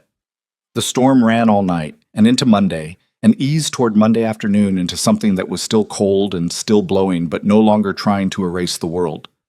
On Monday evening, she looked at the sky and it had changed again. The yellowish gray was gone, replaced by clear cold dark, and the stars were very bright the way they were when the air had been scoured clean. She found Dawson after dinner. "It's easing," she said. "I saw," he said. "If you leave at first light, you'd have time." He looked at the cleared sky through the window. "Roads are going to be rough." "Yes." "Could still be drifted in sections." "Yes." "It's still a long shot," he said. "Most things worth doing are," she said. He looked at her for a moment, and there was something in his face that she couldn't entirely read. It wasn't reluctance, and it wasn't enthusiasm either. It was the look of a man who had understood something about the nature of his work that he hadn't articulated before. That the work wasn't only horses and fences. That it was this, too. That when you stayed somewhere long enough and a place became yours and the way places became yours, not by title, but by daily investment, by giving a damn, by showing up every morning and doing the thing, then the thing that threatened it was yours to fight too. "I'll be ready at first light," he said. She gave him the letter. She also gave him a wrapped package of food for the road. Bread, meat, the last of the hard cheese, 2 of the peppermint candies from her pocket. And he took it without comment, which had become their way of doing things, the 2 of them. She anticipated what was needed, he accepted it without making a fuss about it, and the ranch kept running. She watched him go out to check his horse for the morning ride, and she stood in the kitchen doorway a moment longer than necessary, her arms crossed against the cold that came in through the gap. Behind her, the stove ticked and settled. The soup pot was clean. The bread for tomorrow was rising under a cloth on the counter. The kitchen was what it was every evening, ordered, warm, ready. She closed the door and went back to work. Dawson left before sunrise. Evelyn heard him in the yard at first light, the sound of hooves on frozen ground, the particular creak of saddle leather in cold air, and she was already at the stove when he came to the kitchen door to pick up the food she'd packed. She handed it to him through the doorway without ceremony. He took it and looked at her for a moment, his breath making clouds in the cold. "Roads might be drifted north of the ridge," he said. "I know." "If they're impassable, use your judgment," she said. "You know the ground better than I do." He nodded, put the package in his saddlebag, and rode out. She stood in the doorway until the sound of his horse was gone, then closed the door against the cold, and went back to the stove. The sky outside was the particular clear dark blue of very early morning after a hard storm, the kind of sky that looked clean and simple and gave no indication that getting anywhere in it would be difficult. She knew better. The beauty of the post-storm sky was not a promise about the roads. She did not allow herself to think too much about Dawson's chances. She had thought about them the previous night, carefully and without sentimentality, and she had concluded that the chances were real enough to justify sending him, and not so certain that she should count on anything. That was the honest assessment. She had made it and acted on it, and now the acting on it was out of her hands, which was a condition she'd made her peace with a long time ago. You did what you could do, and you let the rest be what it was. What she could do this morning was feed 11 men and keep the ranch running, so she did that. Tuesday passed without word from Dawson or from Crail. This was not surprising. There was no mechanism by which word would arrive quickly, and she hadn't expected it. But the absence of information had a weight to it that she felt in the back of her mind all day, a low, persistent awareness that things were in motion that she couldn't see or influence. She had learned over the years to work alongside that awareness without letting it take up more space than it was entitled to. It didn't always work. That day it mostly worked. The men were restless in the particular cabin fever way of people who had been kept close by weather and were now technically free to work, but not yet fully reoriented to the rhythms of outdoor labor. There were small frictions, a dispute between two men about whose responsibility it was to clear the barn entrance, a missing tool that turned out to have been borrowed and not returned, the ordinary friction of people spending too much time in close quarters. Evelyn fed them well and kept the kitchen warm and stayed out of the disputes, which were not hers to solve and which would resolve themselves, as these things usually did, through the ordinary abrasion of daily work. Tom's shoulder was improving. He came to breakfast Tuesday with his arm in the cloth sling she'd made and ate left-handed with the concentrated effort of someone adapting to a limitation, and he didn't complain, which she respected. Ellis checked on him twice, which Tom continued to find irritating and which Evelyn found quietly moving. The way young men expressed guilt and care through the medium of practical attention, as though checking on someone often enough would retroactively undo whatever they felt responsible for. Lucy, for her part, spent most of Tuesday excavating the territory from its snow cover with a dedication that Evelyn found both admirable and slightly alarming. The lean-to had partially collapsed, which Lucy reported to Evelyn in the evening with the equanimity of a person who had already decided to rebuild it better. "The whole north section is under snow," Lucy said. "It will melt," Evelyn said. "The horses probably moved some of the boundary rocks." Probably. Lucy considered this. "I might change where the north fence goes anyway. I was thinking about it during the storm. It might be better further east." "That sounds like a good use of the setback," Evelyn said. Lucy looked at her with the particular look she used when she was trying to determine whether she was being taken seriously or managed. She appeared to conclude it was the former and went back to her soup. Wednesday morning, still nothing from Crail. The hearing was Thursday. Dawson had left Monday at first light. 18 miles northeast in post-blizzard conditions, she'd been calculating and recalculating. If the roads were passable, he could reach Drover's Rest in 4 to 5 hours. If Morrow was there, and cooperative, they could be back by nightfall. If Morrow could travel to Crail, they'd need to leave immediately and ride through Wednesday, which was possible but hard. If any one of those conditions failed, she stopped calculating. It didn't help. She went to make bread. She was pulling the second batch from the oven on Wednesday afternoon when she heard a horse in the yard. She set the bread pan on the rack and went to the window and looked out. It was not Dawson. It was a horse she didn't recognize, a dun with road-worn flanks, and the man riding it was not anyone from the ranch. He was heavy-set, riding with the settled posture of someone who had been in a saddle a long time, and he was coming to the main house with the directness of someone who knew exactly where he was going. She went to the front door and opened it before he got down. "Can I help you?" she said. He looked at her. He was somewhere around 50, with a short gray beard and eyes that had a lawyerly quality. The kind of eyes that were always reading the situation in front of them and deciding how much to reveal. "I'm looking for Cole Barrett. He's in Crail. I'm Evelyn Mercer. I manage the house and kitchen." Mercer. He seemed to run the name through some catalog. "He mentioned you, actually. I'm Alan Perch. I'm Cole's attorney." She stepped back from the door. "Come in." He came in and she took his coat and brought him to the kitchen, which was warm and smelled of fresh bread, and he sat at the prep table and accepted coffee with the grateful seriousness of a man who had been riding in cold weather for several hours. "I came ahead of Cole," Perch said. "He'll be back tomorrow or the day after, depending on roads." He wrapped his hands around the coffee mug. "The hearing was this morning." She went still. "And?" Perch looked at her with an expression that was doing several things at once. Professional containment, genuine feeling underneath it, and something that looked a lot like tired relief. Your man Dawson arrived in Crail last night with Caleb Morrow. She let out a slow breath. Morrow is 81 years old, Perch said. He's hard of hearing, he walks with 2 canes, and he spent last night in Crail in a boarding house bed that he said was the worst he'd slept on since 1869. He also walked into that courtroom this morning with the original field notes from the 1871 Black Ridge Survey in a leather case he's apparently been carrying for 16 years. And he stood in front of the judge and the opposing counsel and told them, in quite considerable detail, exactly what Provisional Territorial License Number 7 was, who issued it, what it covered, and why Aldous Hart's survey of the eastern section of Black Ridge was not only legally valid, but was, in his professional assessment, one of the most meticulously conducted surveys he had participated in during 40 years of fieldwork. The kitchen was very quiet. "Greer's witness," Evelyn said, "the former clerk." Perch's expression cooled considerably. Morrow knew him. They'd worked in the same office, briefly, in the early 70s. He was able to speak to the man's reliability with, let's call it, specificity. He paused. The judge ruled in Barrett's favor on all points. Greer's motion was denied. The boundary stands. She sat down. She hadn't planned to sit, but her legs made the decision without consulting her, which she found mildly embarrassing and was also willing to accept. Morrow made it in time, she said. She was stating it as much for herself as for Perch, organizing it into something real, something that had actually happened. He did. Perch studied her. That letter you wrote? Morrow showed it to me. He said it was the clearest summary of a legal situation he'd been handed by a non-attorney, and he's been in and out of courts for 40 years. He took a drink of his coffee.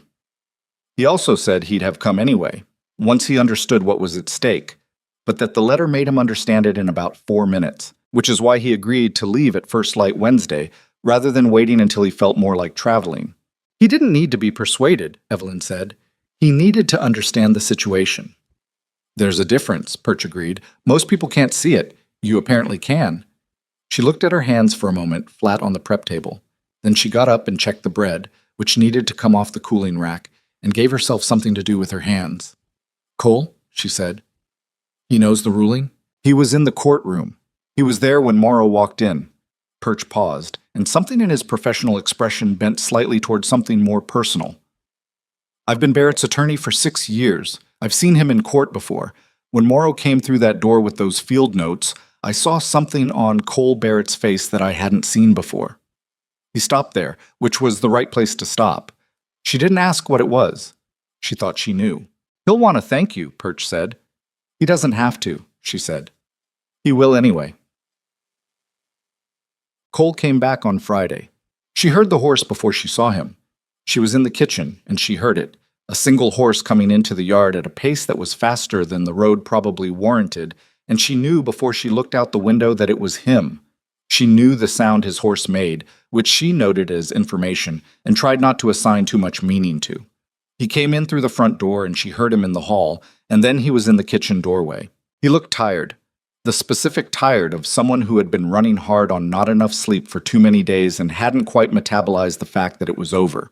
His coat had road dust on it, and his jaw was dark with several days of stubble, and he had the general quality of a man who needed a meal and about 12 hours of sleep, in that order. He looked at her for a moment without speaking. There's soup, she said. Sit down. He sat. She put a bowl in front of him and poured coffee, and he ate without speaking for several minutes, and she let him because he needed food more than he needed conversation, and because she had learned that Cole Barrett was a person who processed things internally before he spoke about them, and that pushing against that was pointless. Finally, he said, Dawson told me about the storm. Tom's shoulder. Tom's recovering well. He's been using the sling. And the horses. All in, all fine. Dawson handled it.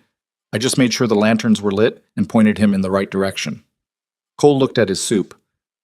Perch told me about the letter you wrote tomorrow. Perch got here Wednesday. I know, he told me. A pause. He said you wrote the letter Sunday night, after the messenger came through. It was the obvious thing to do.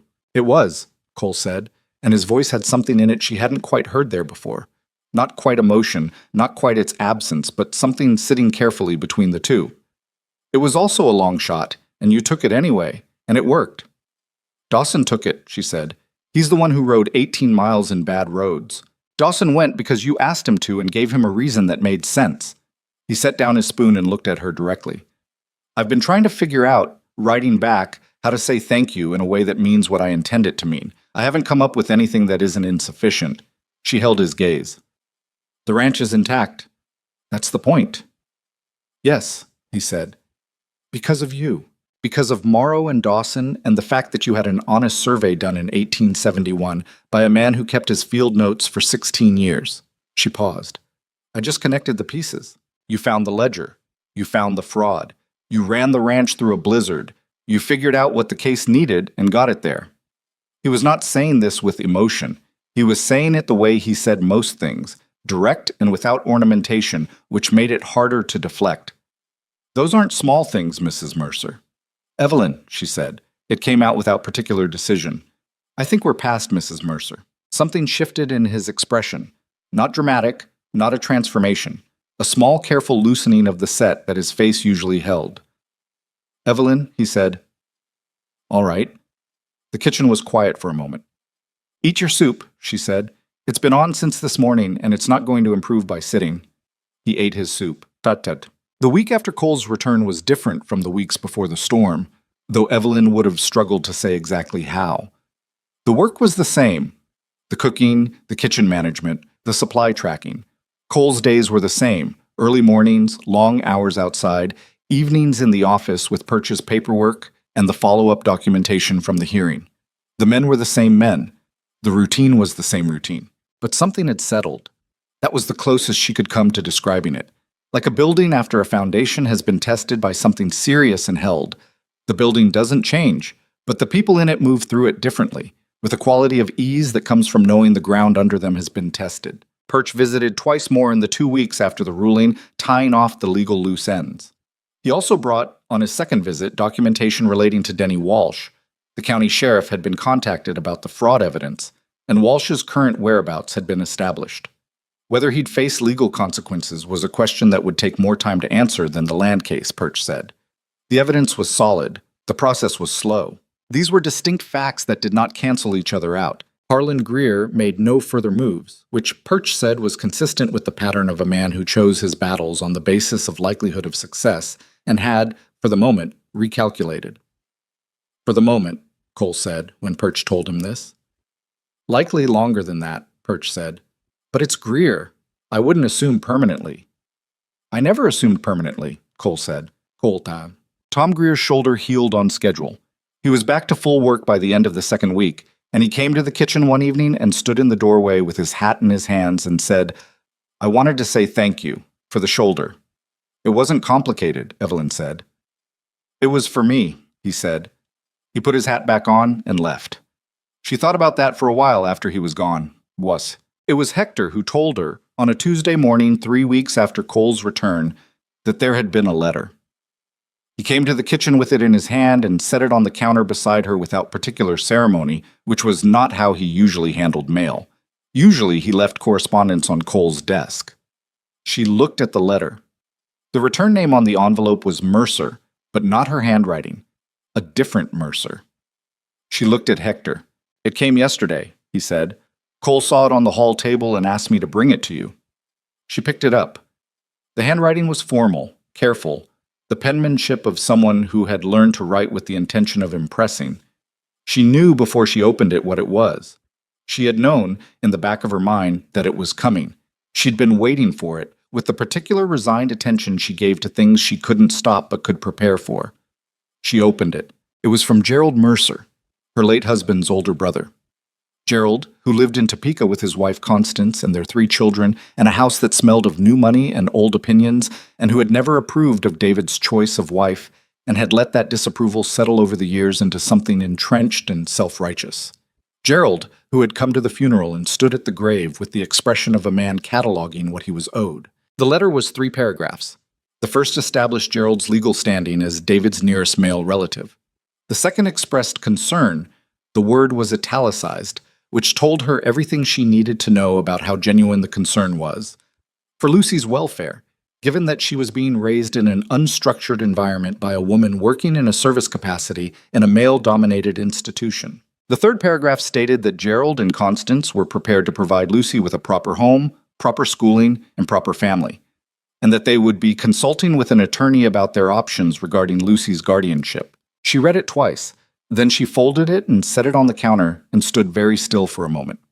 Hector was still in the kitchen.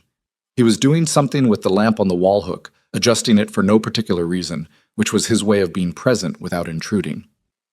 "Did Cole read this?" she asked. "He didn't open it," Hector said, "but he could see who it was from on the envelope, and he asked me to make sure you got it promptly." She looked at the letter on the counter. "Gerald Mercer has no legal standing," she said.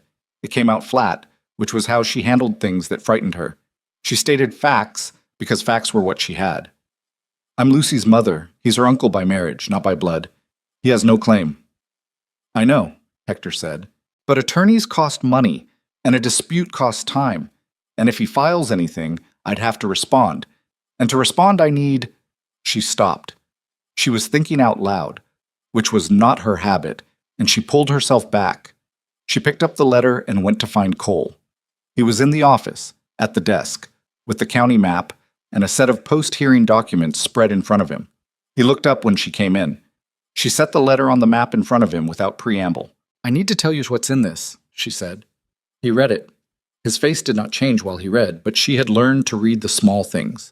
The slight tension at the corner of his jaw, the stillness that meant he was processing something that required careful handling. He read it twice, folded it the same way she had, and set it on the map. "Gerald Mercer," he said. David's brother. He wasn't involved with us. He didn't visit, he didn't write, he came to the funeral, and that was the last I heard from him until now. He wants Lucy. He wants to have wanted Lucy," she said. The distinction came out cleanly, which surprised her a little. It was a thing she'd been thinking without knowing she'd put it in those terms. "He doesn't want the child. He wants the standing that comes from taking the child from a woman he always thought was beneath his family." Cole was quiet for a moment. "Do you have an attorney?" "No." "Do you have documentation? Lucy's birth record, your marriage certificate, David's death?" "In my bag," she said. "I've carried them since David died. I had some sense that this was a possible problem." He looked at her steadily. "Perch handles family law. It's not his specialty, but he knows the relevant statutes. I'll write to him today." He paused. "I want to be clear about something. This is not a situation that affects your position here. Whatever Gerald Mercer files or doesn't file, your place at Black Ridge is not contingent on it." She held his gaze. "You don't have to." "I'm aware I don't have to," he said. "I'm telling you what I intend." She looked at him for a moment. Not because she was doubting the statement. She had learned to read Cole Barrett well enough to know when he meant exactly what he said, and this was one of those times. She was looking at him because she needed a moment to absorb it. 2 months ago, she had stood on his porch with a child in a bag in 60 seconds. And now the man who had looked at her with flat, careful neutrality was telling her that her place in his house was not contingent on a legal threat. "Thank you," she said. "Get me the documents when you have a moment," he said. "I want Perch to see them before he writes back." She went to get the documents. She told Lucy that evening, not all of it. Lucy was 7, and 7-year-olds didn't need the full legal architecture of a custody dispute laid out for them. But she told her enough because she had always told Lucy enough. Because she believed that children who weren't told things filled the silence with something worse than the truth. She told her that Uncle Gerald had written a letter saying he wanted Lucy to live with him and Aunt Constance, and that they were going to make sure that didn't happen. Lucy listened to this with the careful attention she gave to information she was deciding how to feel about. "I don't want to live with Uncle Gerald," she said. "I know. He smells like hair oil, and he never talked to me at the funeral." "That's accurate." "I want to stay here," Lucy said. She said it simply, without drama, as a statement of fact about herself. Then she looked at her mother with the directness she'd had since she was very small. "Are we going to be able to?" Evelyn looked at her daughter. She thought about the letter and Perch, and Cole sitting at his desk with the map and the documents and the particular steadiness of a man who had already made up his mind about something. She thought about what she could promise and what she couldn't, and about the fact that the gap between those two things was where most of the pain in a life happened. "I believe so," she said. "I can't tell you certainly, but I believe so, and I'm going to do everything I can to make it true." Lucy nodded. She appeared to find this acceptable. Then she said, "Does Mr. Barrett know?" "Yes." What did he say? Evelyn thought about this for a moment. He said our place here isn't going to change because of Gerald's letter. Lucy processed this. That's good, she said. Yes, Evelyn said. It is. She tucked Lucy in and went back to the kitchen, and she stood at the counter for a while in the quiet of the late evening, the stove still warm from dinner, the bread rack empty, the larder door slightly ajar from the last time she'd checked the morning's supply. The letter from Gerald was on the counter where she'd left it. She picked it up and put it in the small wooden box where she kept her personal documents, next to Lucy's birth record and her marriage certificate and David's death notice. And she closed the box and put it on the shelf above the prep table where she could reach it easily. She was not afraid of Gerald Mercer. She had been for a moment, the flat, cold moment when she'd first read the letter and understood what it was. But the fear had a short life in her, shorter than it used to have, because she was not any more in the position she'd been in when she climbed onto Cutter's wagon, alone and uncertain and holding herself together by calculation and competence and the sheer refusal to let the calculation fail. She was still those things. The calculation was still running, the competence was still the backbone of everything. But she was not alone in the way she had been, Perch would write. Cole had said it, and Cole meant what he said. The documents were solid. She had been meticulous about her documents since David died, because she'd understood even then that a widow with a child and no family money was a person whose legal standing was only as good as the paper it was written on. Gerald's claim was weak, his standing was thin. His attorney, whoever it was, would tell him the same thing eventually, and Gerald was the kind of man who listened to attorneys. It would be all right. Not perfectly, not smoothly. There would be correspondence and probably some weeks of uncertainty, and possibly a formal response that cost money she didn't entirely have, but it would be all right. She banked the fire in the stove and washed the last of the prep dishes and dried her hands on the kitchen towel and hung it back on the hook. She was about to go to bed when she heard a knock on the kitchen door. The exterior one, which was unusual at this hour. She opened it. Silas Boone was standing on the step. He had his coat on and his hat in his hands, which was how he stood when he had something to say that he'd decided to say and wasn't entirely comfortable saying. Behind him, the yard was still and cold and very quiet under a sky full of stars. She waited. I heard there might be some legal trouble, he said. About the girl. She studied him. Where did you hear that? Hector mentioned it. He wasn't gossiping, Silas added, with a firmness that suggested he wanted that clearly established. He was worried. He mentioned it to me because... He stopped. Started again. Because I asked him how things were, and he told me. She leaned against the doorframe. It's being handled. I know. He turned his hat in his hands once. I wanted you to know, if there's anything I can say, in whatever way that's useful, about the girl's situation here. Whether she's well looked after, whether the ranch is a fit environment. He said this with the stiff delivery of someone who had rehearsed several versions of it and wasn't fully satisfied with any of them. I've been here a long time. I know what this place is. If a judge or an attorney needed to know what this place is and whether a child belonged in it, my word on that would carry some weight. The yard was very quiet. Somewhere in the barn, a horse shifted. Evelyn looked at Silas Boone, at his gray beard and his weathered face and his hat turning in his hands, and the expression that was not quite comfortable and not quite uncomfortable, but was something true, whatever it was. Thank you, she said. He nodded once. It's just the facts of the situation, he said. That's all. He put his hat on. He started to turn back toward the bunkhouse, then stopped. The girls' territory behind the outbuildings. I checked it after the storm. The lean-to was down. I rebuilt it. She didn't say anything for a moment. She didn't mention that, Evelyn said. I did it when she wasn't out there, Silas said. I didn't want to fuss. He walked back toward the bunkhouse with the deliberate unhurriedness of a man who had done what he came to do and had no particular interest in talking about it. She stood in the kitchen doorway until he was gone. Then she went inside and closed the door and stood in the kitchen in the warm quiet and breathed. She thought about Gerald's letter, which was in the box on the shelf. She thought about Cole at his desk, already writing to Perch. She thought about Tom's shoulder and the blizzard and Dawson riding 18 miles in bad roads with her letter in his saddlebag. She thought about Morrow, walking into a courthouse at 81 years old with a leather case he'd been carrying for 16 years. She thought about Pete Callahan's laugh at dinner when Lucy said she wanted a ranch where she decided everything. She thought about the ledger she'd found behind the tomatoes on her first night and the barrel of salt, and the marjoram that Silas's mother had used. She thought about Lucy asleep in the small room behind her, with the pale stone from the territory on the windowsill, and the territory itself standing outside in the cold with a rebuilt lean-to that a man who had once questioned whether she belonged here had repaired quietly, without wanting credit for it. She turned off the kitchen lamp. She would be up in 4 hours to start breakfast. Perch's response came 12 days after Cole wrote to him. Evelyn was in the kitchen when Cole brought the letter in, and he set it on the prep table beside her and sat down on the stool without being asked, which was how she knew the news was something he wanted to tell her in person, rather than leave her to read alone. She dried her hands and picked up the letter and read it standing.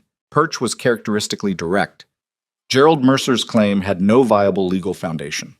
Under territorial law, a surviving parent retained full custodial standing absent evidence of demonstrated harm or incapacity, and Gerald's letter, which Perch had reviewed, contained no evidence of either, only insinuation dressed in the language of concern.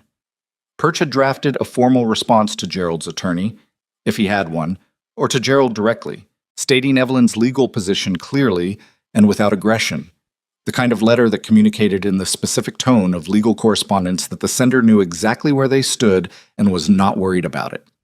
He enclosed a copy for Evelyn to review. He also noted at the bottom of the letter that he had consulted 2 colleagues who confirmed his assessment. Gerald Mercer could pursue this, but he would spend a great deal of money to lose, and any competent attorney would advise him of that promptly. She read the enclosure. It was, as Perch described it, clean and certain and utterly without defensiveness, which was exactly the right tone. She read it twice and then set both letters down on the table. "He'll drop it," Cole said. "Probably," she agreed. Perch doesn't say probably when he means probably. He says probably when he means almost certainly. He looked at her across the table. "Gerald Mercer strikes me as the kind of man who files threats and retreats from the ones that cost him." She thought about Gerald at the funeral, his good coat and his careful condolences and his eyes already assessing, already calculating the arithmetic of who was left and what remained. "Yes," she said, "that's accurate." "Lucy stays," Cole said. She looked at him. He said it the same way he'd said things since the beginning, without ornamentation, without softening, just the fact of it, which was more reassuring than any number of more elaborate assurances would have been. She had come to understand that this was perhaps Cole Barrett's most significant quality. Not his practicality, not his competence, not even his fundamental fairness, but the fact that what he said was exactly what he meant, no more and no less. And you could build on that the way you built on ground that had been tested. "Lucy stays," she said. A week later, Gerald Mercer's attorney wrote back to Perch. The letter was brief. Gerald had reconsidered his position and would not be pursuing the matter further. Perch forwarded it to Evelyn with a single line of his own appended at the bottom. "As anticipated. Keep the documents in order. P." She put the letter in the box on the shelf, behind the birth record and the marriage certificate, and she closed the box and did not open it again. Winter settled over Black Ridge in the full, committed way of a season that had decided it was finished being tentative. The days shortened to a pale few hours of gray light bracketed by long, cold dark, and the work of the ranch contracted inward. Less range, more maintenance, the quiet, intensive labor of keeping animals and equipment and buildings functional against the cold.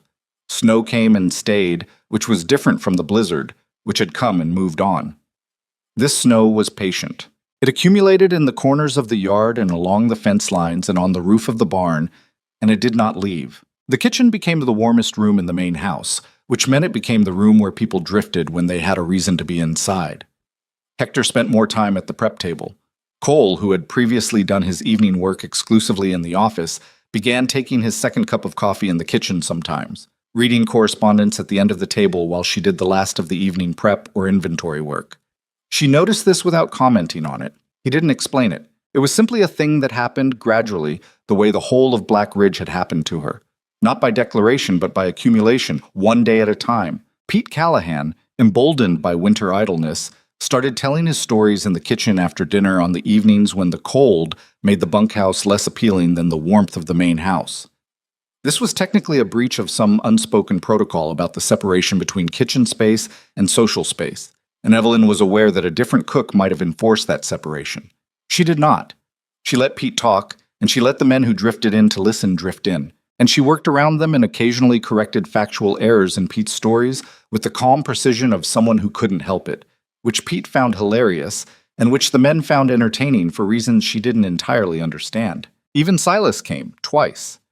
He sat near the exterior door and drank coffee and said nothing, which was not different from how he behaved in the dining room, but the choice to come was different. She understood the difference. One evening, a particularly cold Thursday in January, the kind where the wind found the gaps in the walls and the lamps all flickered together as though responding to something outside, Lucy came to the kitchen doorway in her nightgown with the determined expression of a child who had decided that the hour was irrelevant and the kitchen was where she needed to be.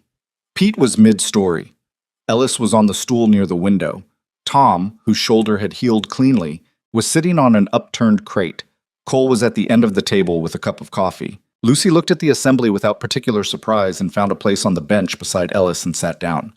Nobody sent her back to bed. Pete continued the story. Lucy listened with the focused attention she brought to things that interested her, and after a while Ellis said something to her quietly, too low for Evelyn to hear across the kitchen, and Lucy said something back, and Ellis laughed in the easy, uncomplicated way of a young man who had found his footing somewhere and wasn't anxious about it anymore. Evelyn was at the stove with her back to the room, and she did not turn around because if she turned around she was going to feel something that she preferred to feel privately, and the kitchen was not a private room tonight.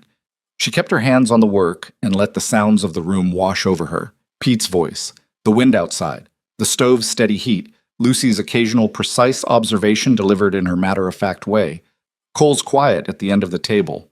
And she understood, standing there, that she had stopped waiting. She had been waiting since they arrived. Waiting for the trial week to end, waiting for the next problem, waiting for Gerald's letter, waiting for the storm to pass, waiting for the ruling, waiting to know whether Black Ridge was real or provisional. She had kept one part of herself held back, the way you held something back from a fire you weren't sure you should trust, and she had been so practiced at holding back that she hadn't noticed until this moment, that at some point, she couldn't have said when, she had stopped doing it. She was not held back. She was here. That was not nothing. It was in fact the thing she had been working toward since before she'd known she was working toward it. She asked Cole directly, in February. Not about her feelings. She was not someone who performed that kind of conversation, and neither was he. And she had no interest in mishandling something important by forcing it into a shape it didn't fit. She asked him about the ranch, about what he needed, about whether what she'd been doing since November was what he'd expected when she arrived, and whether it was what he wanted going forward. They were in the office, the same room where she'd shown him the ledger in her first week, and the situation felt different enough from that conversation to notice. She was sitting in the chair across from his desk comfortably, without the formal tension of a person making a case, and he was sitting at the desk without the careful neutrality of a man reserving judgment. "You didn't hire a cook," she said. "You got considerably more than a cook." "I noticed," he said. I want to know what Black Ridge needs going forward, from me, what the actual situation is." He looked at her steadily. "The actual situation," he said, "is that this ranch runs better than it has in years. The men eat well. The supplies are managed properly. The accounts are clean. I nearly lost the eastern section because Greer had been working against me for a year, and the reason I didn't lose it is sitting across from me right now." He said this without sentiment, which was the only way he could say things that would have sounded like flattery if he'd said them with sentiment. Coming from him, stated plainly, they were just facts. What Black Ridge needs going forward is what it has. She looked at him. "I want Lucy to be able to grow up here. She already is. I want that to be not a provisional arrangement. I want it to be the arrangement." Cole was quiet for a moment. "I've been thinking about that," he said. "Since before Gerald's letter, if I'm being straight with you.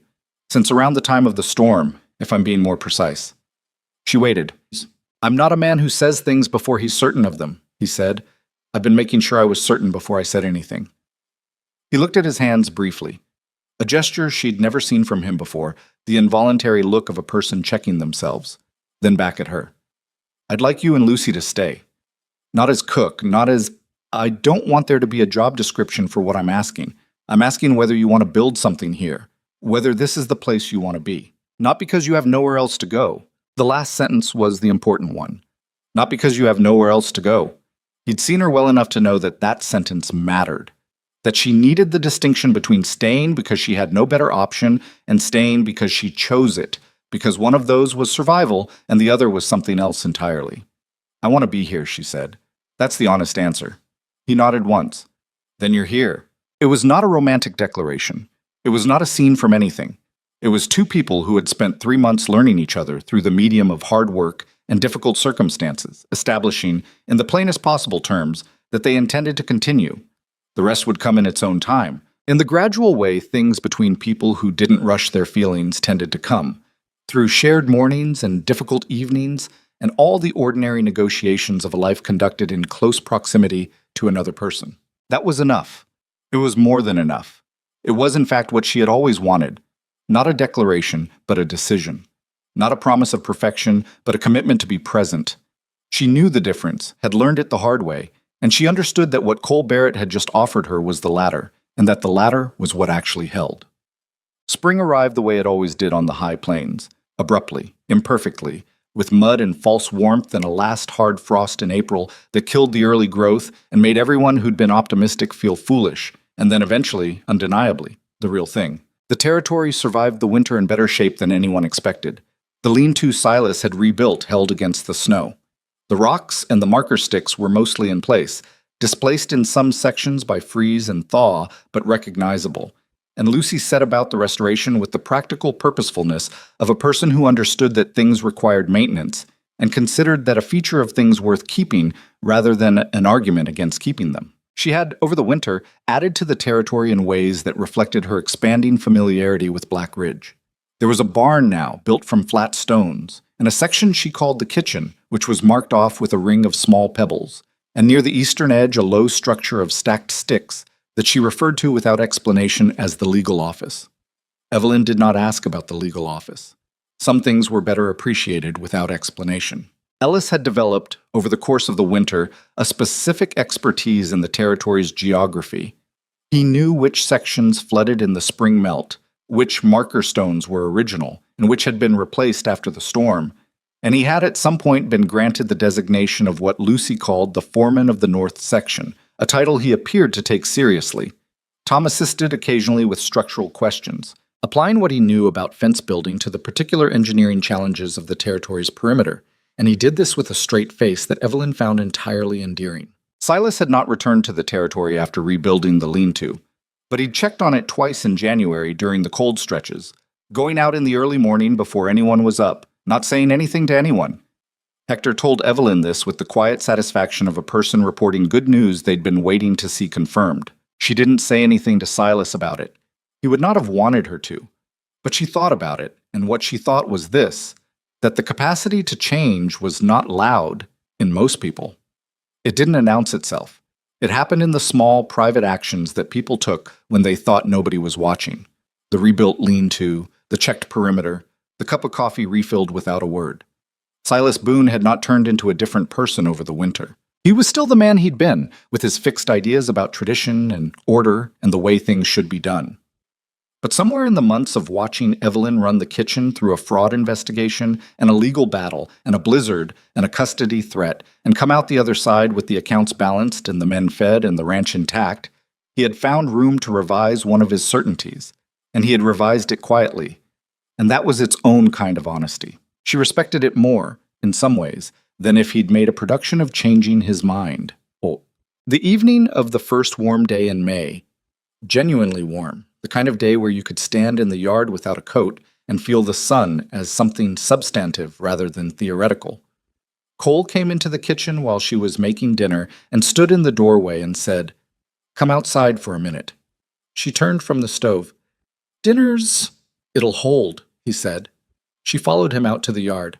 The light was long and golden in the late afternoon way of early summer, the kind of light that made the high plains look like a painting of themselves rather than the real thing. The mountains in the far distance had lost most of their snow. The yard smelled of mud and new grass, and the particular clean smell of air that had been cold for a long time and was only now releasing what it had been holding. Cole stood beside her in the yard and looked at the ranch, the main building, the barn, the outbuildings, the fences running off toward the eastern section that was legally and unambiguously his, the windmill turning slowly in the May air. He looked at it the way people looked at things they had nearly lost and then hadn't. "My father built this in 1869, he said. 2 men and a wagon and a lease on land that wasn't worth much yet. He was quiet a moment. He worked it for 12 years, and then he got sick, and I came back from a cattle operation in New Mexico and took it over. That was 8 years ago. He looked at the fence line. I've spent 8 years just trying to keep it what he built. It's more than what he built, she said. That's what I'm getting to. He looked at her. The low sun was in his face, and he was squinting slightly against it, which gave him a different expression than usual. More open, less composed.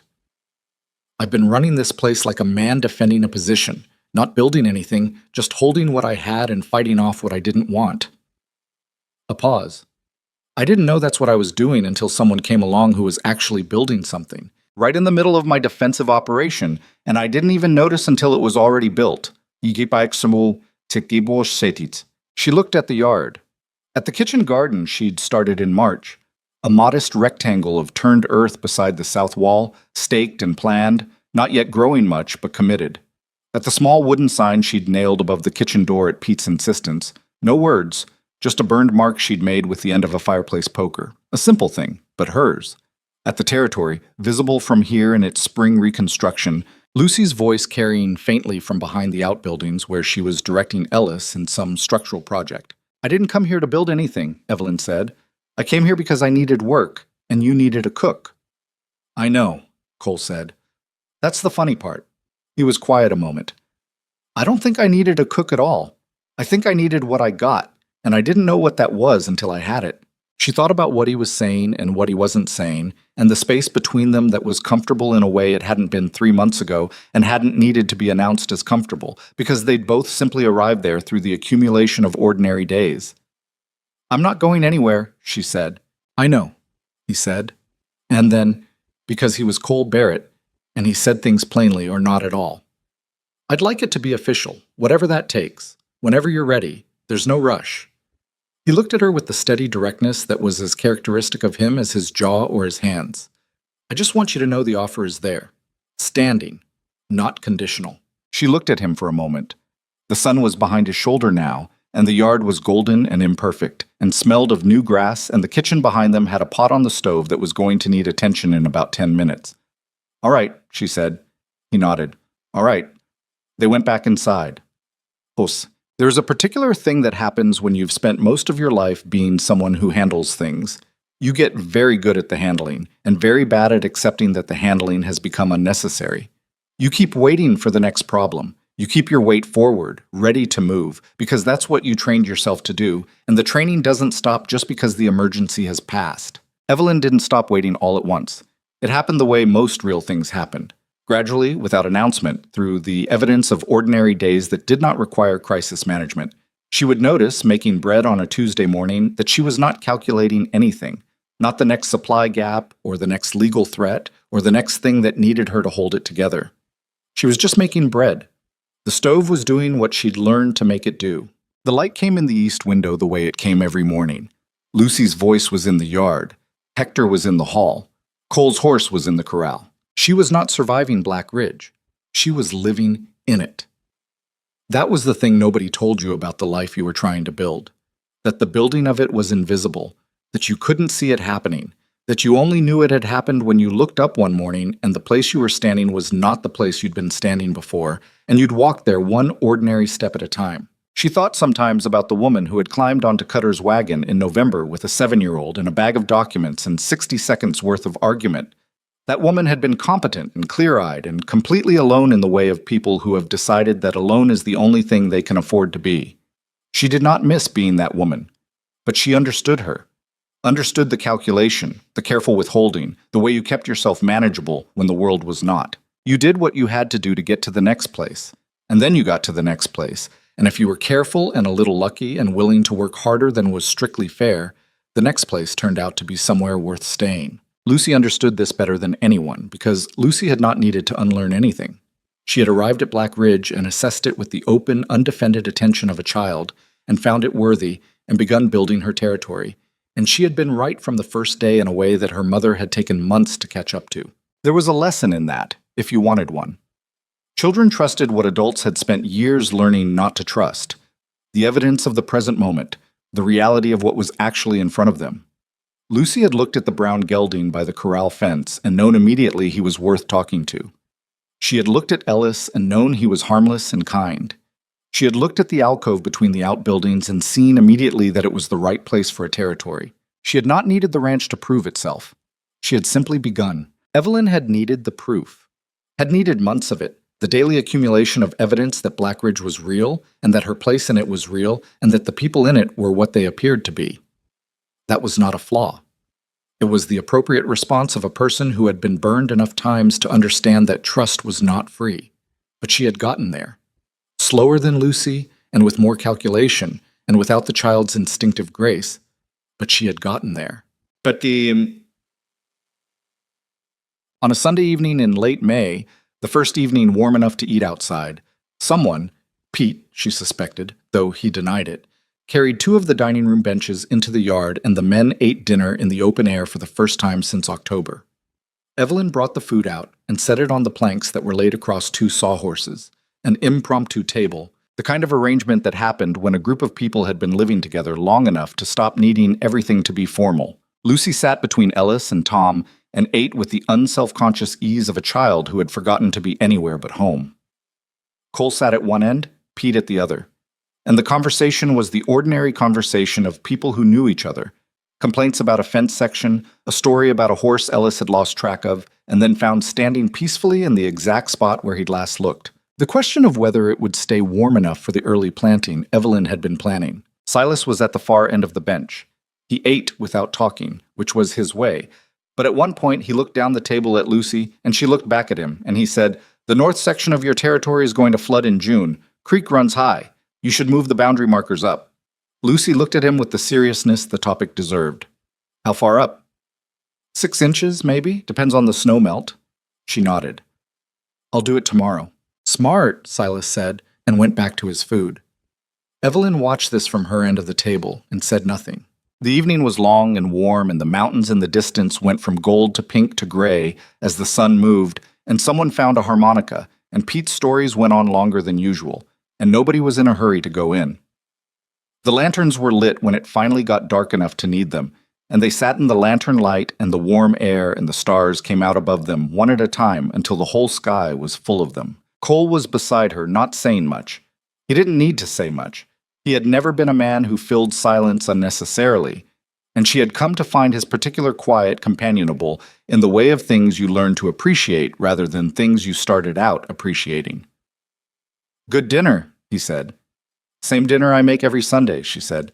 "Tastes better outside." She looked at the yard, the lanterns, the men, Lucy's voice still going somewhere at the other end, the barn solid against the dark sky, the eastern fence line out there in the dark that was his and was going to stay his. "Yes," she said. "It does." She was not a woman who had gotten everything she wanted.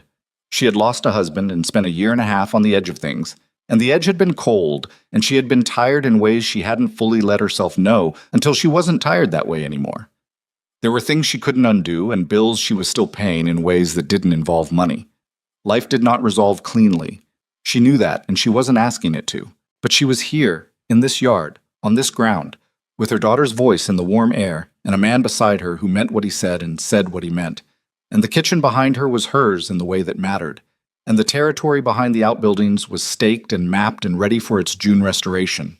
And the stars were very bright above the high plains, and the night was warm, and she was, for the first time in a long time, simply and completely present in the life she was living. That was not nothing. That was in fact everything.